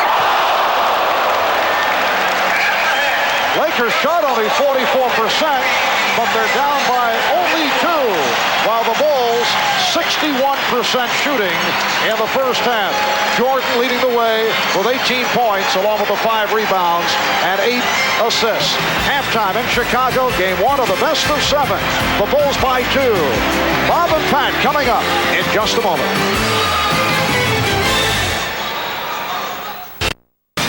And welcome back to Chicago Stadium, the second oldest arena in the NBA, built in 1929. Only Boston Garden has been around longer. What it gives away to the Forum in glamour, it makes up in atmosphere. These fans came in psyched to see Michael versus Magic, the Bulls versus the Lakers, and so it's obligatory that we check the totals. Michael, 18 points, most of them in the first quarter. 8 assists, 5 rebounds. He's had a hand in 34 of the 53 Chicago points. Magic, just 5 points, 6 assists, 3 boards. An early question, Worthy versus Pippen. Pippen didn't get off in the first quarter, but did come on in the second. 11 points, 3 rebounds, 4 for 9. Worthy, what a revelation for Mike Dunleavy. 14 points, couple of rebounds, 7 for 14. He looks okay. Well, obviously, Bob, there was a lot of concern coming into this game about James's ankle. 7 out of 14, 14 points. He's putting the ball up a lot. But one thing we noticed in the first half, I don't think he's 100%. I do believe he's going to be able to play throughout the game. And I think at the end of the game when there's fatigue is when you're going to see it the most. Right here with Horace Grant, watch the pivoting. I think right there you can see whether or not the guy is ailing, but he makes the shot over the top. This has been a game that a lot of people talked about, the Pippen-Worthy matchup. Really, it's a lot of different players playing Worthy. Worthy right now on Michael Jordan, or Michael Jordan guarding him. A quick spin move baseline. Again, the shot drops, and Worthy has shown with the 14 points that he could have a real big game. Fast break points, as you might expect. Chicago's 16, the Lakers only 4. The Lakers want the half-court game to run only when the opportunity is there. The Bulls want to play racehorse if they can. Well, the interesting thing about that, Bob, is that the Bulls looked very good for 2 or 3 minutes. I thought the bench coming in with Purdue, Livingston, Hodges, and Armstrong created a lot of pressure. The fast break differential is not that important right now because the Lakers come right back and they control the tempo, and they're not allowing the Bulls to get off on like 12-2 runs. All right, it's 53-51, Chicago at the half. When we come back, we'll turn our attentions to a different competition. The level in the shootout between Riley and myself is much lower, but it's every bit as close. Tied at the end of the semifinals of the playoffs, we go to a sudden death shootout. It'll be decided, and you'll see it right after this.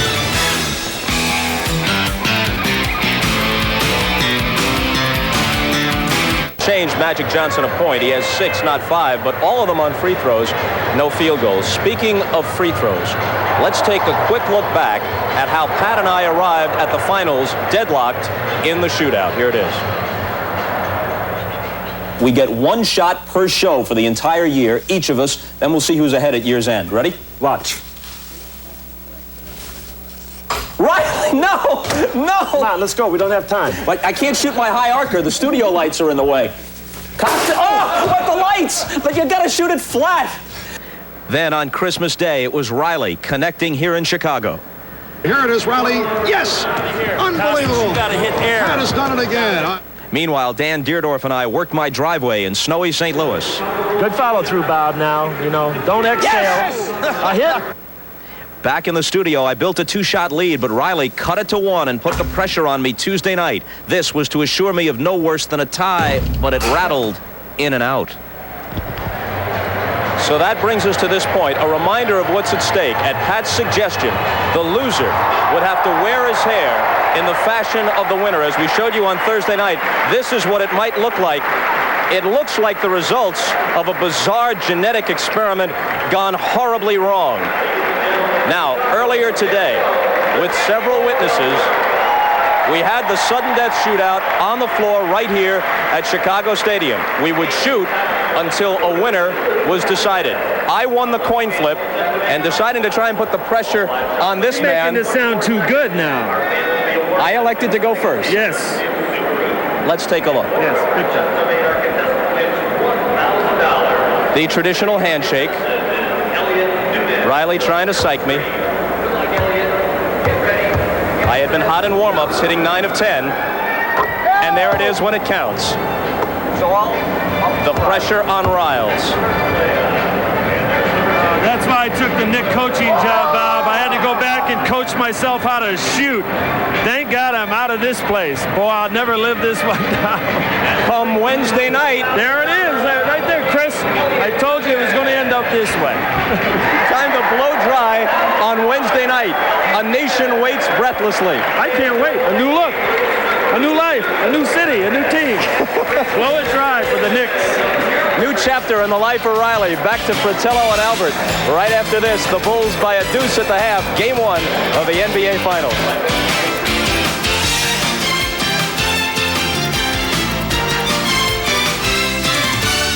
Halftime of Game 1 of the best of 7 in Chicago, and the Bulls in an excellent first half, leading the Los Angeles Lakers 53-51. An unusual fast start for Michael Jordan. That has not been his pattern, particularly during the playoffs, and a quiet start, at least statistically, by Magic Johnson.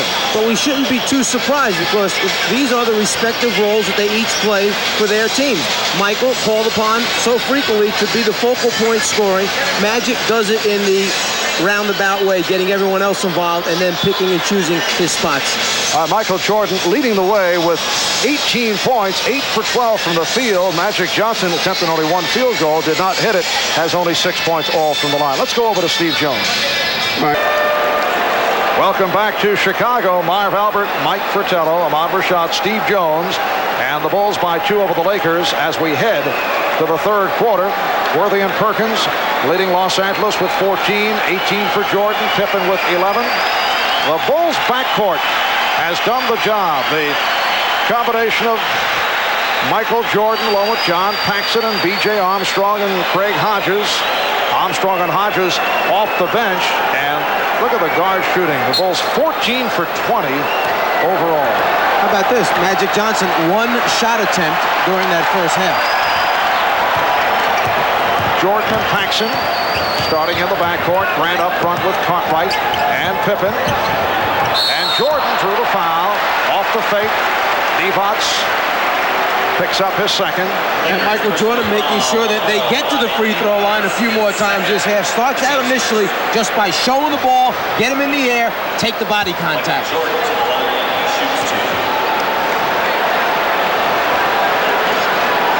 Well, this a matchup of arguably the 2 greatest players in the game. To this point, it's been Michael Jordan's show. He now has 19. He's 3 out of 5 from the free throw line. During the regular season, the Lakers and the Bulls split the 2-game set, each team winning at home. Bulls beating the Lakers here in Chicago back in December, led by Jordan, who had 33. Pippen had a big game, a 13 for 17 for 28.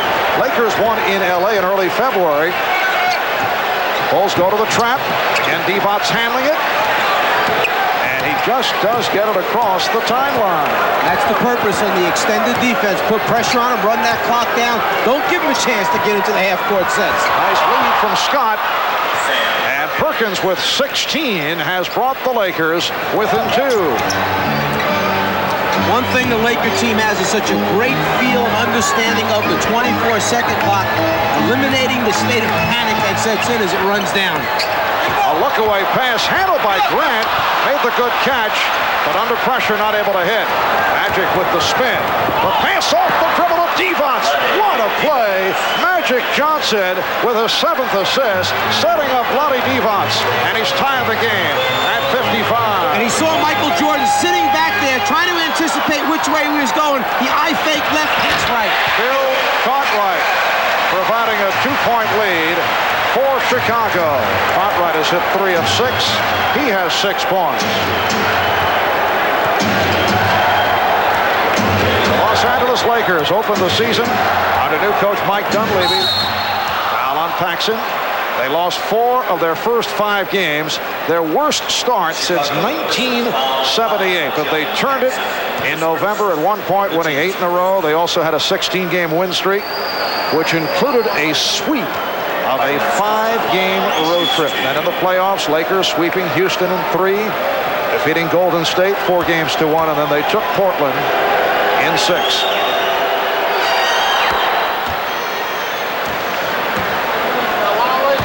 Magic eyeing up the court, looks left, but sees Divac's right. Jordan starts to move over, anticipating the one to the left. Gets faked out by Magic. Minute and a half gone by in the third. The game tied at 57.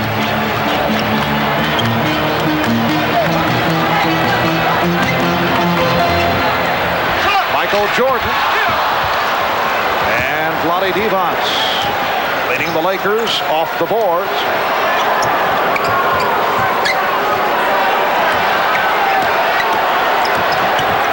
Worthy did not have the post-up move.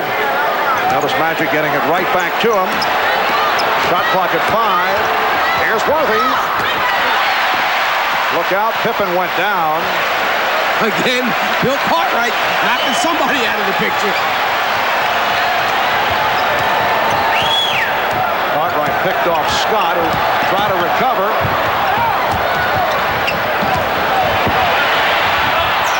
Cartwright. Here's Grant.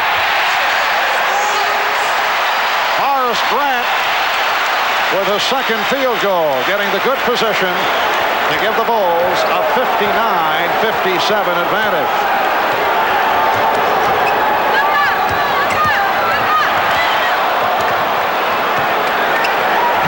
Divac's battling with Grant.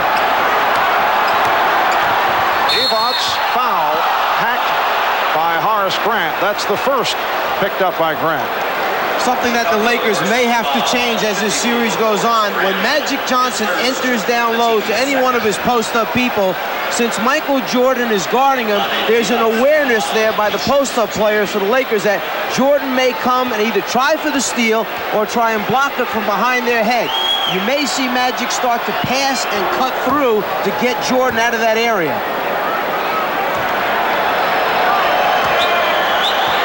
Vlade Divac, native of Yugoslavia. He played for the Yugoslavia national team. He will play for Yugoslavia in the 1992 Olympics. 10 points for Vlade. And the Lakers and Bulls tied at 59. Scott hand-checking Jordan. Found the open man. Here's Pippen. And Magic Johnson able to get to it. Notice Magic check behind him right away. He knew Jordan was under the basket. Jordan loves to come and hang in on defensive rebounders for steals. Magic checked him out.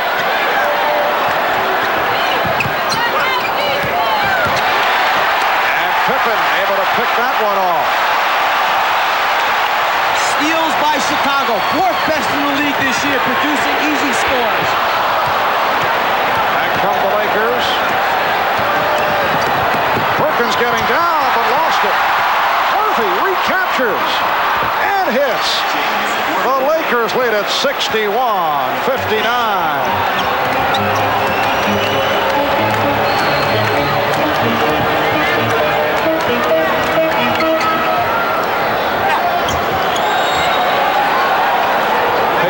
Slowing down here in the third. Here's Pippen. And Perkins went down. He was shaken up. All right. Lakers have led by as many as 7. The Bulls' longest lead, a margin of 4. And a defense from this Chicago Stadium crowd. Risky pass tossed. Magic upset with himself and too much on it. Bulls in possession, trailing by 2. Divac stepping out.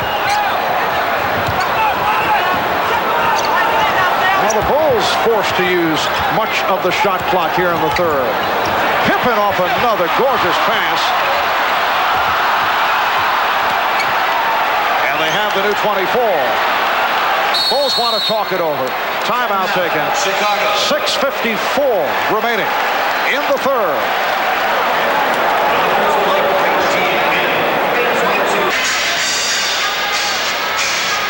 By golly, Jack making the trip from the West Coast. What an amazing likeness. 6:54 to go in the third. Lakers with a 2-point lead on the Bulls. When you're a student of the game as well as a great player, you know your opponent's tendencies. Magic knows Michael likes to steal from behind, just kind of checks it out to make sure he clears the area. Yes, Magic with the feeling that Michael was lurking. Bulls have hit only 2 of 10 from the field in this third quarter. They've missed their last 5 shot attempts. Scott doing a nice job on Jordan, cutting off the move to the left. Scottie Pippen off the recovery. He has 13, and the game is tied at 61. Lakers have attempted only 4 shots thus far in this third quarter. Almost halfway through the quarter. They've hit 3 out of 4.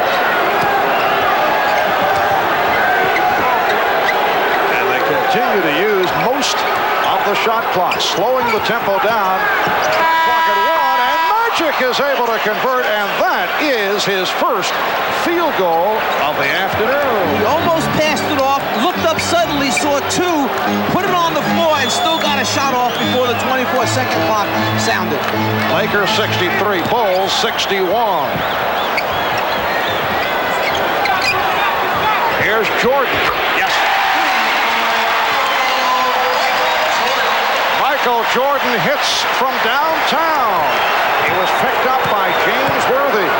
23 for Jordan. And the Bulls lead by 1.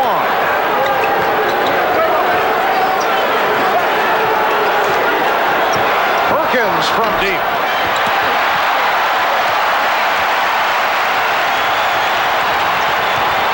Here's Jordan. Saw the opening, but lost it. Magic for Worthy. Nice fake. And then he was stopped. And credit transition defense. And here's Jordan. Hugh Hollins and Hugh Evans checking each other on the call. And the foul has been called on Byron Scott.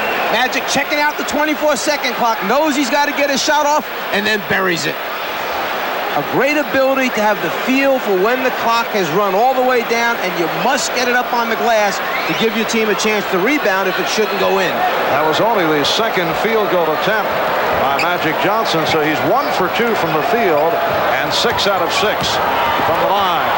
Jordan rejected by Divac emphatically.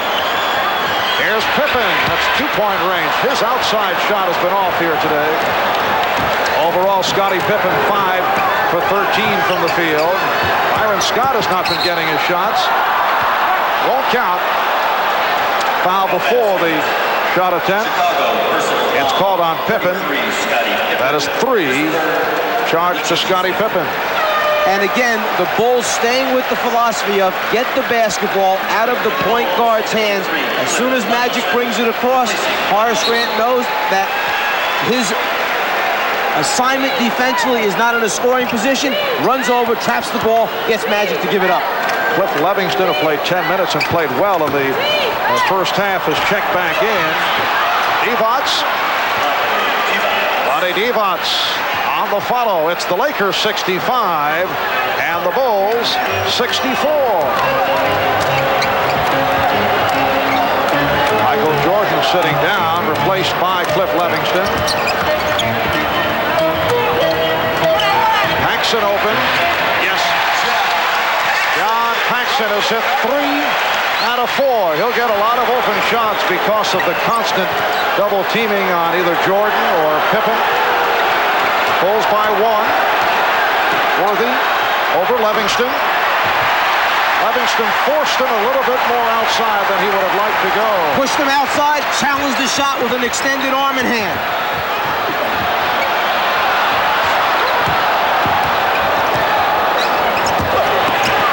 Pippen won't count. He's called for traveling.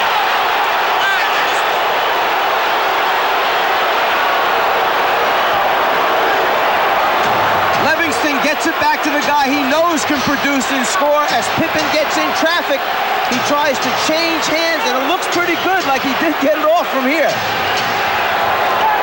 Called for the steps. Lakers get it back, and Paxson intercepts Johnson.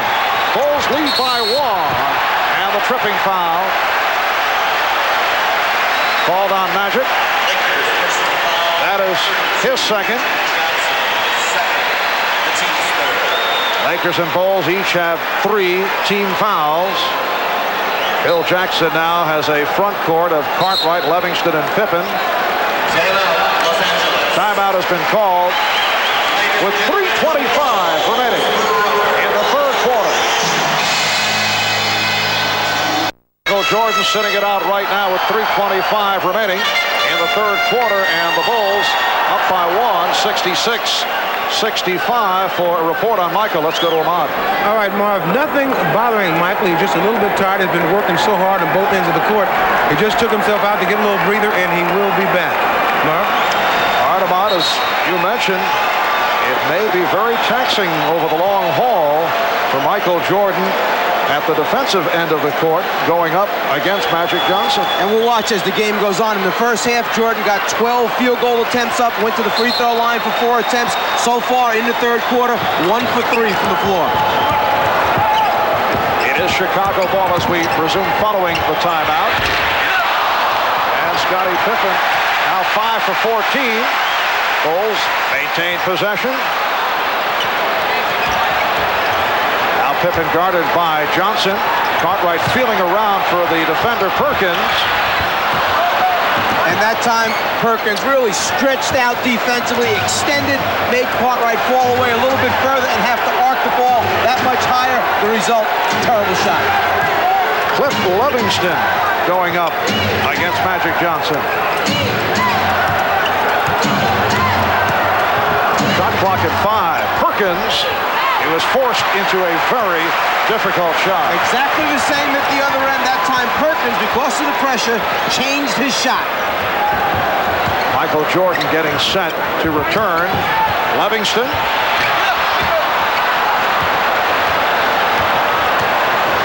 That was the first shot attempt by Cliff Livingston. He is not on the floor for his jump shooting proficiency. We approach 2 minutes to go in the third. And Worthy able to drill it home. He has 18. The Lakers lead 67-66. Nice bounce back game for Worthy. Ailing in game 6 against Portland. Did not shoot well Thursday night. Scottie Pippen with 15 points. And the Bulls recapture the lead. And with that little foot fake, Pippen froze Worthy, who still is not running the floor completely free with the bad ankle. Magic backing Livingston. Pippen over to help, freeing up Worthy. Yes. Well, Pippen looked to help out on Magic Johnson, and the Lakers took advantage. They lead 69-68. The thinking is almost the same for both guys, Pippen and Worthy. You wanted to shoot from the outside, but both of them are getting just a step beyond the free throw line. They'll nail those. Here's Pippen.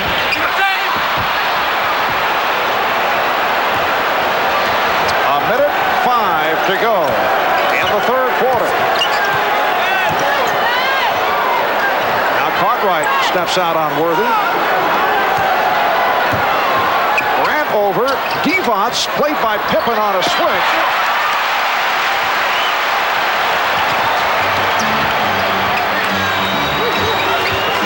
A good pass from Paxson. Grant has been off. And Grant had Magic pinned on his back right under the front of the rim. Just couldn't convert. Grant wanted a foul call. Here's Magic from downtown. Magic Johnson with a dramatic three-pointer to give the Lakers a 72-68 lead. And that leads to the timeout taken by the Bulls. So Magic Johnson with 2 field goals. He hits the 3. And earlier in this third quarter, he hit a shot with the 24-second clock running down. And that shouldn't surprise you. In 14 playoff games, he had already taken 57 three-point attempts in the playoffs. It'll be 29 and 9/10 seconds remaining in the third when play is resumed, and it will be Chicago ball.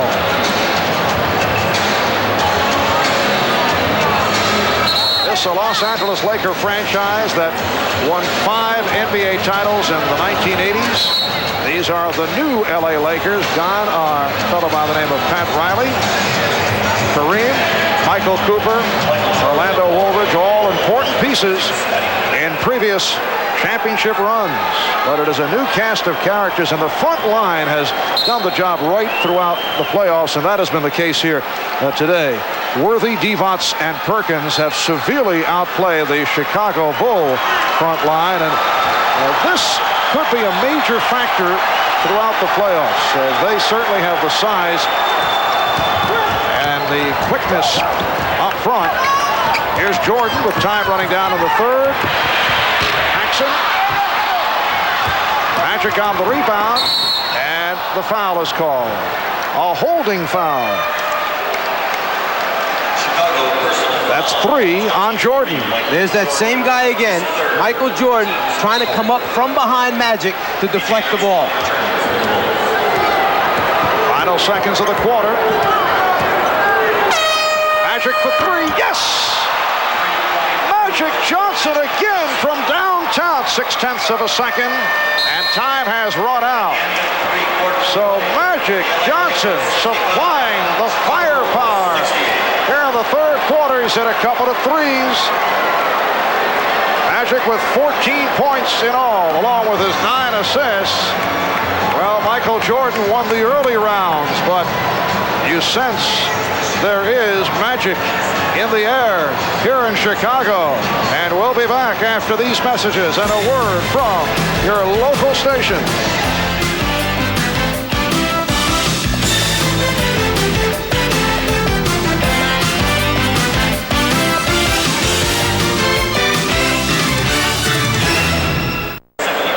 We head to the fourth quarter in Chicago. The Lakers have opened up a 75-68 lead on the Bulls in game 1 of the best of 7. Marv Albert, Mike Fratello, Ahmad Rashad, and Steve Jones. Let's go over to Steve. All right, Marv, you may have noticed that James Worthy was hobbling a little bit more in that third quarter of play. 2 things happened. The ankle stiffened up on him. They taped it a little bit tighter, but he is fine. Those 20 points tell you that the Chicago Bulls don't know that he's hurt. Back to you. All right, Steve. Worthy hanging in as we start the fourth quarter up front with Perkins and Divac. New backcourt. Magic Johnson will get a rest. Larry Drew and Terry Teagle have come on. The Bulls only 6 for 22 in the third quarter. 27% shooting, while the Lakers stepped it up, hitting on 9 of 16. B.J. Armstrong now matched with Larry Drew. Played briefly in the first half. Perkins lost it to Pippen and then regained. Good recovery by Perkins, and then he was hit. The Bulls trying to make some things happen with their aggressive defense. As Phil Jackson has told us so much of the time, we just can't sit back because they're bigger, a more physical team. We've got to make it happen by being aggressive. Hands, deflections, double teams, all trying to force turnovers. A foul called on Pippen, so that is number 4 on Scottie Pippen.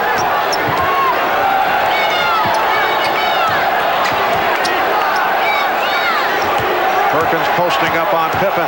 Does not want to commit number 5. Went for the block, and he got it. Jack Madden indicating clean block. Armstrong wide open. Lakers have a 7-point lead. Through with a beautiful pass, and the foul on Pippen, and that is number 5 as Perkins hit the floor.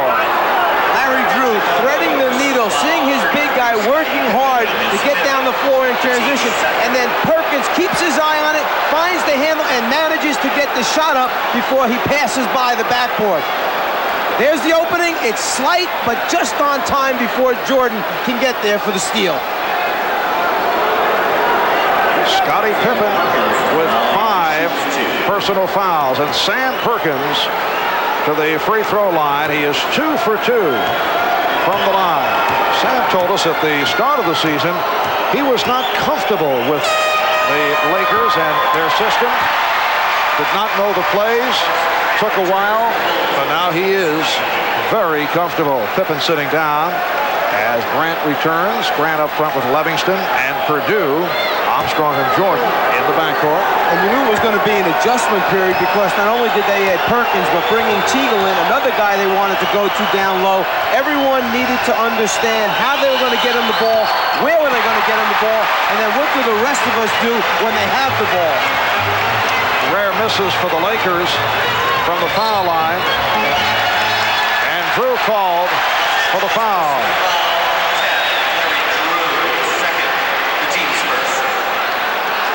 1 minute gone by in the fourth quarter. Game 2 will take place here in Chicago Wednesday night. We'll be on hand starting 9 o'clock Eastern time. Game 3 at the Forum in Los Angeles next Friday. Game 4 in LA next Sunday night. Michael Jordan has 25. Lakers lead at 75-70. Mike Dunleavy looking to buy some time, providing a rest period for Magic Johnson. Here is Teagle on a quick release. Grant off the rebound.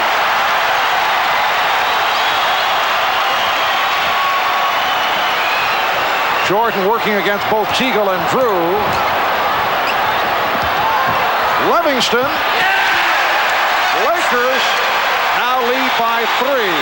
The Lakers do an excellent job of collapsing in the lane and taking away Jordan's initial move. Then it's covering the other people that will become the biggest problem.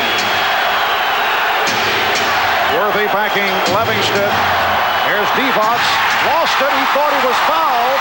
Armstrong.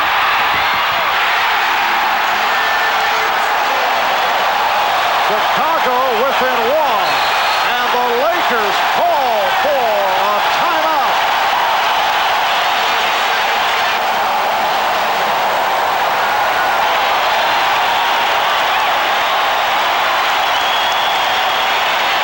A 20-second timeout taken by Mike Dunleavy, with Chicago reeling off 6 unanswered points. Now they changed it to a full timeout. We'll be back in a moment. By 1 over the Bulls, 9:47 to go in this fourth quarter. It's been a superb rookie season for head coach Mike Dunleavy, although the Lakers did get off to a slow start. We talked about that with Magic Johnson. Asked, was there any point where you questioned Dunleavy's system would work? Well, I thought it would work. It's just I knew it was going to take a while. As a matter of fact, I tell you who really helped me was Coach Fratello. Pulled me aside one day. And really, in all seriousness, he pulled me aside.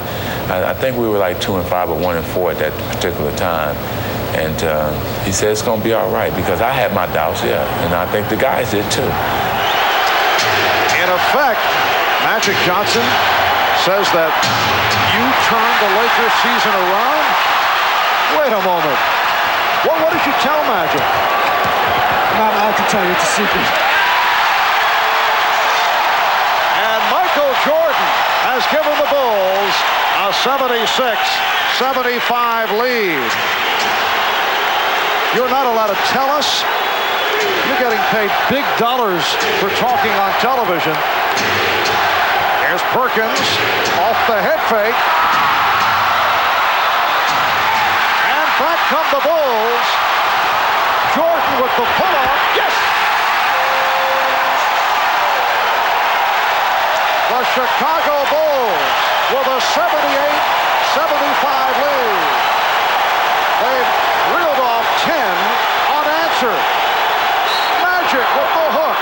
And he will go to the foul line. Jordan, once he gets the basketball, has a full head of steam, but then gains control of the dribble, pulls up, so he gets the good look at the basket, the good position, and then he is ready to open this thing up and wants to get everybody else involved. However, he just committed his 4th foul, putting Magic Johnson on the foul line. Mark, there are some things that must remain in confidence between two people. You just can't expect me to tell everyone who's watching and listening what went on between Magic and I. So the Bulls lead by 2. Now this was what, early in the season you had a little chat with Magic? The biggest thing that I mentioned was just that Magic showed in his eyes and in his facial expressions his concern at the time. He's their leader. They all watch him. I just said, hang in there. Don't let your face show it. This was during the 1-4, 2-5 start. Magic was sulking. He was unhappy about the system. Things were not working at the time for the Lakers. Magic just wanted to win. That's all. Divac. So Vlade Divac, who has had another solid performance, has tied it at 78. Divac with 14 points, just under 8 minutes remaining in the fourth quarter. Divac jumping out on Jordan. And the foul. It is a block charge to Worthy. Worthy trying to help out. Michael Jordan is playing with 4 fouls. Scottie Pippen picked up his 5th. He is sitting down. Lakers in good shape in terms of fouls. No one has as many as 3. Here's Byron Scott returning. Phil Jackson has Grant with Purdue and Livingston up front. Jordan and now Hodges at the guards. Here's Jordan, tough angle shot. And the Bulls get the new 24. Chicago hanging around those offensive boards, getting themselves extra shot opportunities. And the reach-in foul called.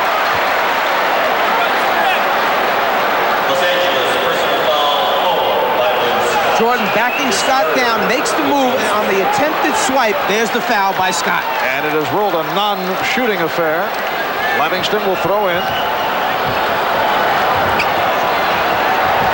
Chicago's tempo has changed here in the second half. But they are in the midst of a burst. And Jordan rejected. AC Green back on the floor for the Lakers. Magic Johnson, after the slow start, has come on strong. He now has 17 points and 10 assists. Timeout taken by the Bulls. 6:53 to go. In the fourth, it's the Lakers 80 and the Bulls 78 as you watch Magic hitting off glass. The great thing about Divac is the interaction between the other team members and Vlade. He's ready to receive and accept whatever they tell him. Let's go over to him out on the sideline. Mike, during that last timeout, Coach Phil Jackson said he didn't want the game to swing away from him, so they're bringing in an offensive player. Scottie Pippen will now enter the game. He's also concerned about that congestion underneath the board. He wants better spacing by his big people. Mark? All right, Ahmad. And this capacity crowd reacting as the Chicago Bulls broke the huddle, step back on. Scottie Pippen has checked back in, playing with the 5 fouls. Bill Cartwright has returned. Here's Jordan. Yes. The game is tied at 80 with 6 minutes and 40 seconds to go in the fourth. In these last 7 minutes of the fourth quarter, we'll try and keep an eye on how many times Michael Jordan is involved with the basketball and making the final decision with it, whether to shoot or pass off in the end. Oh, nice move by Worthy. Came up hobbling after hitting on the baseline drive. 22 points for Worthy. Looking a bit on the Gimpy side. Lakers lead at 82-80. Michael Jordan now has 31 points and 11 assists. Good play by Worthy to break up the pass. Magic Johnson already has hit triple-double figures. 17 points, 10 rebounds, and 10 assists. AC Green was wide open. But perhaps a little sign right here. Michael Jordan has been taken off of Magic. He's overplaying Byron Scott. They have Hodges playing Magic. Fatigue perhaps setting in. Well, we saw Michael ask for the early rest in the third quarter. Oh, but they're right back again. Jordan on Magic. Magic directing traffic, moving Green down low. And the foul is called. Jack Madden with the indication. It is on Jordan. That is number 5. As Worthy finishes, he still has a real bad problem with that ankle as he goes back down the floor. Then he turns right around and comes from behind on Pippen to force the turnover. Now here is the risk factor in matching Michael Jordan against Magic Johnson, but he is the Bulls' best defender. And we'll have to see as this series develops if Phil Jackson changes up on that matchup. Michael Jordan, a member of the all-defensive team 4 years, voted the best defensive player 1 year. Got to put somebody good on Magic to stop him. However, he is now facing 5 minutes and 20 seconds remaining in the fourth quarter with 5 fouls, as is Scottie Pippen. Lakers with a 4-point lead. Jordan changed his mind and found Grant. He was able to hang and extend in midair, giving himself enough time to deliver the ball to Horace Grant. Lakers with a 2-point lead. Just under 5 minutes to go in the fourth quarter. It is game 1 of the best of 7 NBA championship series. Shot clock to 3. And Grant able to come away with it.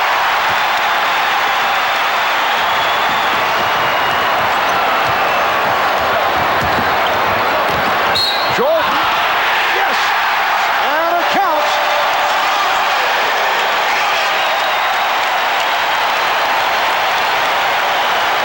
Jordan has the great ability, once he gets in the air, to understand and know where his teammates are and then make that split decision at the end, leading to score. Scott, rather than trying to extend and block it, tries to get Jordan on the way up.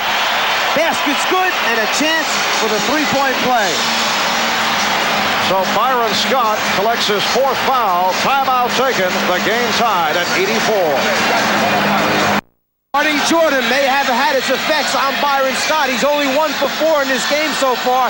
He tries to swipe it before Jordan can get the ball up over his head, knowing that Michael's a little too big and elevates too well. Michael certainly loves it. Well, Magic Johnson started in low-key fashion in the first half and has come on big in the second for a triple-double. It's been a very consistent, solid game for Michael Jordan. 33 points, 12 assists, 8 rebounds, 3 steals. Bulls and Lakers tied at 84, and Jordan to the line looking to complete the 3-point play. Lakers and Bulls each with 3 timeouts remaining. Let's go over to Steve Jones. All right, Mark, the strategy for the Los Angeles Lakers will be to try to foul out Michael Jordan. They'll try to do it by posting up Magic Johnson. Pippen's also got 5 fouls as well. All right, Steve. Lakers with the ball, trailing by 1. Grant poking it away, and last touch by Worthy, who is very upset. James Worthy felt it was deflected by Grant. He never touched it again. Jack Madden said, "Nah, you got it right at the last second."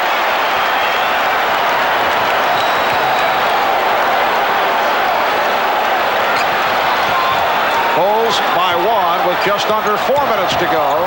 In the fourth, Paxson for 3. And Divac with his 13th rebound. And an excellent job of boxing out that time by the Lakers. They each had their man sealed off, formed that rebounding triangle.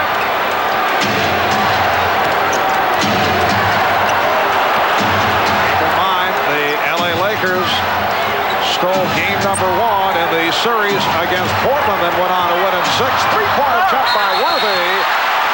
Divac hit the deck. Loose ball foul has been called. It's on Cartwright on the push-out. That is his 3rd personal. Talking about stealing games in the playoffs thus far, 28 games. Game 1 has been stolen 5 times by the visitors. Game 2, 4 times. Divac had slipped inside that time, got the inside position. Cartwright knew it, committed the foul. Bulls going over the limit with that foul. Lakers with 4 team fouls. Divac 5 for 5 from the line. He is a 70% free throw shooter.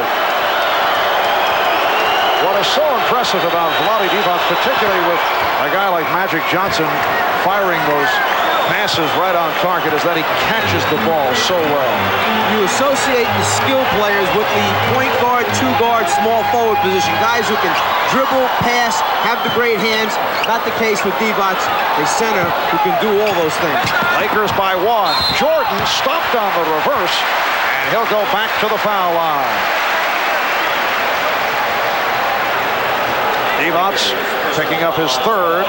If you're going to let Jordan go to the baseline, you must seal it off. Try to keep him behind the backboard. He loves coming up and under on the other side to try and finish the playoff. Lakers now over the foul limit. Jordan 5 for 7 from the line. Lakers to the line 30 times. The Bulls taking only their 15th free throw. Bulls and Lakers tied at 86 with 3:14 left in the fourth. You keep an eye on the outside. The Lakers match up with Chicago's people because the Bulls run a little free throw play where they try to get the ball back on missed free throws. See Worthy face guarding Grant outside. That's so he doesn't slip in case there's a miss. Chicago has taken a 1-point lead. Jordan and Pippen with 5 fouls apiece. Scott has 4. He's the only Laker in difficulty. We're down to 3 minutes to go in the fourth. Shot clock at 6. Here's Worthy. That's a 2-point attempt. And it will be Chicago possession. What the Bulls have done so effectively with their 2 key guys having 5 personal fouls is get the ball out of Magic's hands, getting it over to another player who has to then make a decision or get him into the half-court offense. They've got to get a better attack position for the Lakers. Pippen off the dribble. Yes. The jump shot has not been falling for Scottie Pippen, but it did at an opportune time right there. And he's given the Bulls an 89-86 lead as the Lakers have called for time. 2:33 to go in the fourth. Here in Chicago, as always, the decibel level shatters the meter. And they have enjoyed what they've seen here thus far this afternoon.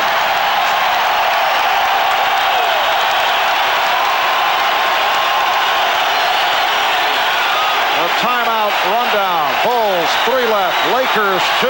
Both clubs over the foul limit. 2:34 to go in the fourth quarter, and the Chicago Bulls lead the Los Angeles Lakers 89-86 in Game 1 of the best-of-7 NBA Final.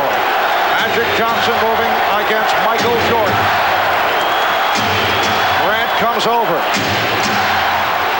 Perkins and Grant battling for position. Shot clock down to 5. Here's Perkins. Yes. And the Chicago lead is 1. And in the last 4 possessions, that's the first decent shot that the Lakers have gotten off. Even that one was a difficult one, but he got a clean look at the end. Just under 2 minutes left in the fourth. Now Scott trying to hand check Jordan. Here is Paxson. And Divac able to get to it. And that's where the other players on the Bulls must answer the challenge. If they're going to take Michael out of it by double teaming, you've got to knock out the open shots. Magic Johnson trapped, called for the timeout. A minute and 37 remaining in the fourth. The Lakers are down to 1 timeout left. Welcome back to the Windy City. Marv Albert, Mike Fratello, Ahmad Rashad, Steve Jones. Minute 37 left in the fourth. It will be Laker ball as we resume. The Bulls by 1. Lakers down to 1 timeout left. Good timeout, bad timeout for Mike Dunleavy. A must timeout. When Magic came over the half-court line, he was trapped. The remaining players on the Lakers were not in a good receiving position. Magic basically said, I'd rather have the timeout used up and get a good shot at this thing than give up the ball in the turnover. So the Lakers down to 1 timeout left. Chicago with 3. Shot clock at 5. Shot clock at 3. Here's Perkins getting inside, and he was fouled.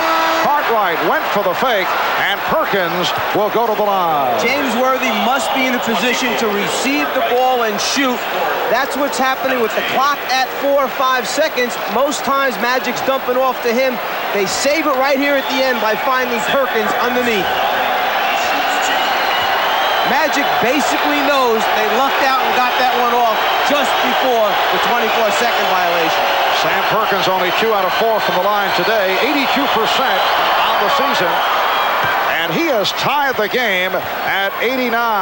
19 for Perkins, who has come up strong once again. Had a big one against Portland Thursday. Game 6 with the Lakers wrapping it.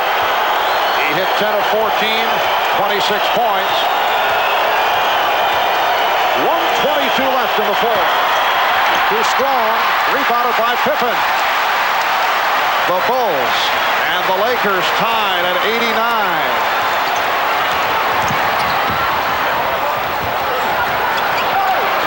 Pippen played by Perkins. Changed his mind. Shot clock at 6. Here's Pippen. And the foul called on the Lakers. It's Divac picking up his 4th. Both clubs are over the limit. So with 1:02 remaining in this fourth quarter, it will be Scottie Pippen to the free throw line. Chicago has 9 more field goals made than the Lakers do. But the Lakers up to this point have taken 32 free throw attempts to only 16 for Chicago. The difference at the line right now, keeping the Lakers right in the game with Chicago. Pippen is 4 for 6 from the line.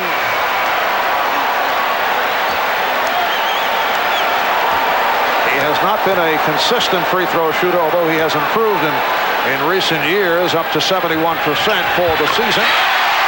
Butch foul shooting by Scottie Pippen, and it's the Bulls 91, the Lakers 89, just under 1 minute remaining in the fourth.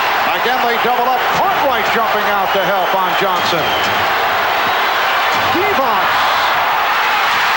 rebounded by Grant. Chicago ball with 40 seconds to go in the fourth. You say, hey, the Lakers got a good look at the basket and a good shot, but it's maybe not what they wanted to go to. It's what they had to wind up taking. 5 on the 24. Jordan. And Perkins rebounds. Lakers spending their final timeout. 23 and 10 seconds remaining in the fourth quarter. The Bulls lead the Lakers 91-89, and it will be Los Angeles ball following this timeout. Well, game 2 of this best of 7 back here at Chicago Stadium on Wednesday night, and we'll be on hand starting 9 o'clock Eastern time on NBC. Michael and Magic continuing on. Michael Jordan, the high man, with 36 points, along with 12 assists, 8 rebounds, 3 steals. Magic Johnson, after the slow start, not looking for shots in the first half, and Michael Jordan's defensive work certainly had something to do with that, but Magic came on, in particular in the third quarter, hit 2 from downtown, hit a wild shot as the 24-second buzzer went off, and Magic has come up with a triple-double, 19 points, 10 rebounds, and 10 assists. If you're in the Laker huddle right now, there's a number of things that could be going on. You're saying that your main go-to guys are Magic and Worthy. Some problems there. Magic gets double-teamed right away by Chicago. Worthy, lacking that mobility with the bad ankle, has been forced to settling for perimeter jump shots, not making them recently. As a result, you may wind up with either Perkins or a Byron Scott spotting up as the key guy down the stretch. The other thing is, since you are such an outstanding three-point shooting team, a number of guys who can step out there, do you go for the tie or do you try to win it on the road with the three-pointer at the end? We were discussing Byron Scott earlier and the fact that he would be occupied and could be affected by going up against Michael Jordan. And Byron Scott, who has had a good playoff and has bounced back from a couple of injury-plagued seasons, only 1 for 4 from the floor this afternoon. So he has had his hands full going up against Jordan. 1 for 4, only 8 points coming into this game. Almost 16 points in the playoffs, shooting 54%. Let's go over to Steve Jones. All right, Barb, the Los Angeles Lakers are going to go with Worthy and Magic Johnson down on the box. They're going to try to go through Sam Perkins. We'll see if they can execute the play. All right, Steve, reporting from just outside that Laker huddle. Bulls by 2, 23, 5-10 seconds remaining in this fourth quarter. The Bulls wanted to take a look at what the Lakers were setting up, and they, after checking it out, have called for a timeout. They have 2 timeouts remaining. And I think what we're talking about here is when we say they wanted to go through Perkins to post up either Magic or Worthy, they're talking about making Perkins the feeder, the guy on the outside that's going to throw the pass down into the hole. If you back off him, he's a good perimeter shooter, a guy who can knock out a three-point shot. He must make a good decision and a good pass into either guy on the low block. Magic checking out with the referee, Hugh Evans. Which side of the floor do we have to take the basketball on, or can we switch it over to the other side if we so desire?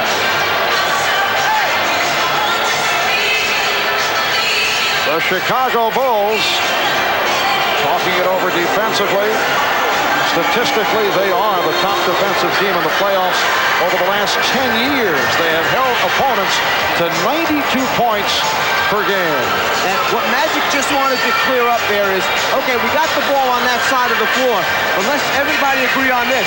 We must pass the ball into the front court, not the back court, since we have it up here now after advancing it. Let's just clear that up, everybody.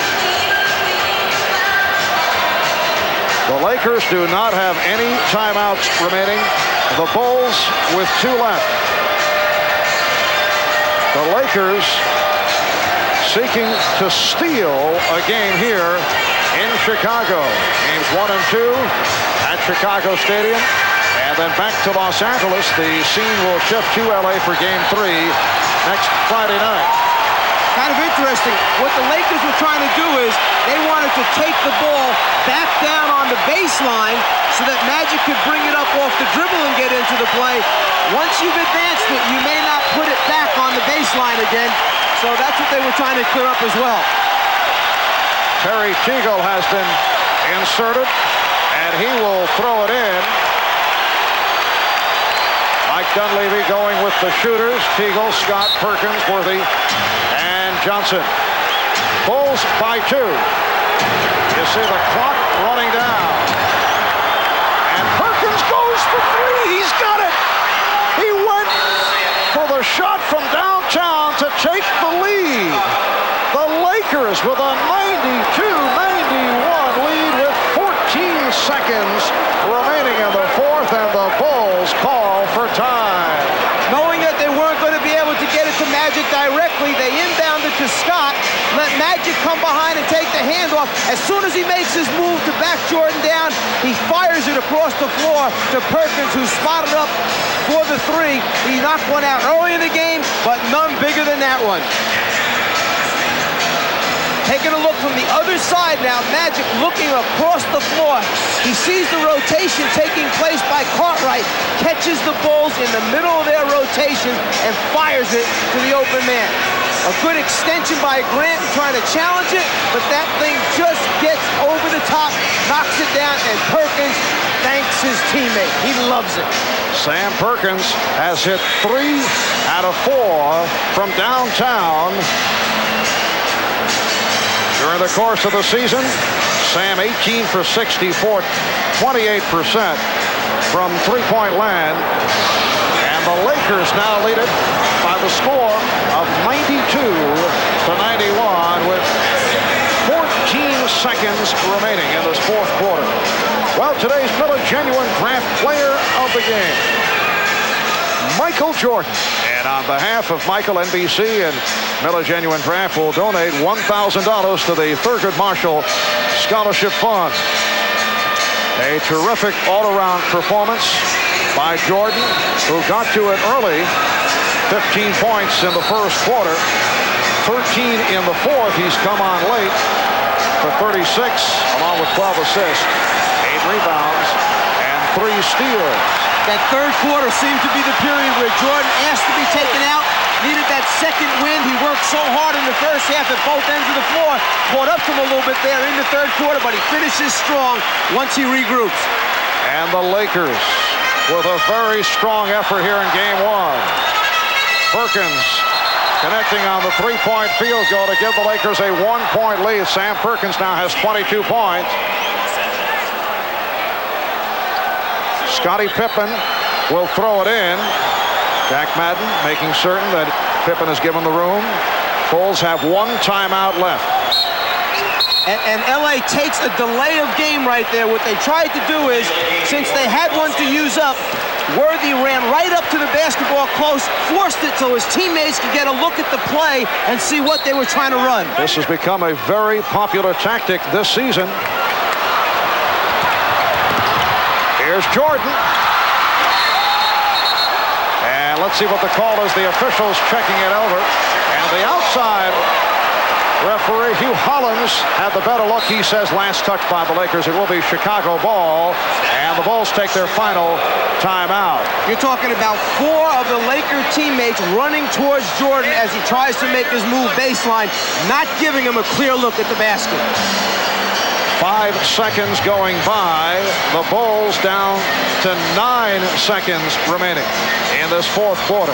Well, tonight, don't miss the heartwarming family special, Our Shining Moment, starring Don Amici. And then Who Wants to Buy Pebble Beach and Why? Expose uncovers the mystery of the $1 billion deal. And then on Real Life with Jane Pauley, followed by an NBC world premiere movie, Murder in High Places.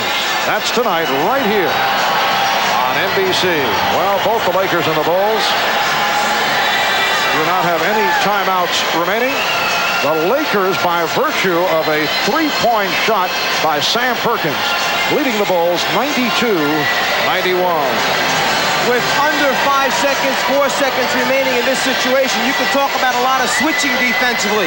With 9 seconds to go, it gives Jordan, if he gets the ball in his hands, plenty of opportunity to take advantage of the switch and then beat the wrong person off the dribble.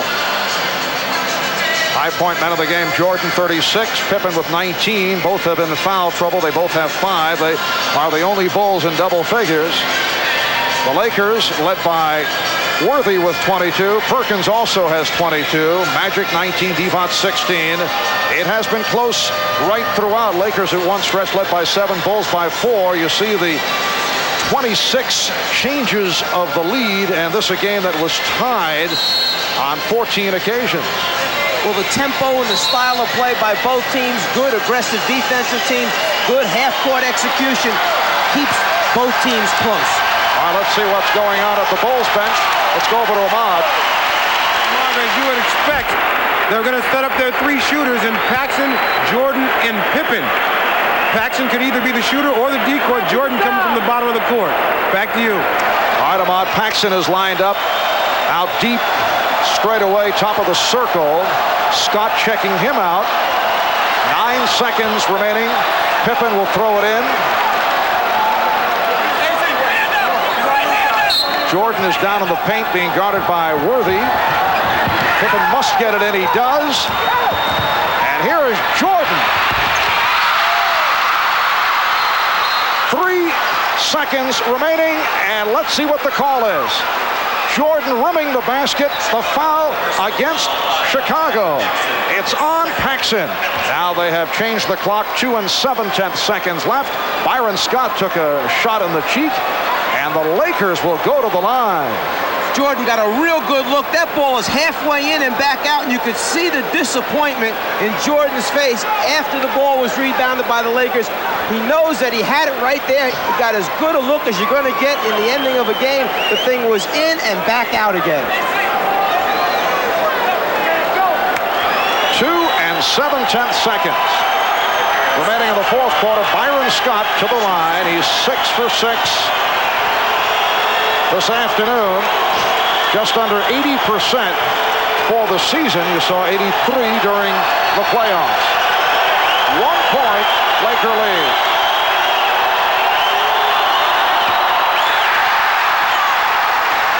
Right after after this shot attempt, Jordan knows that he had it.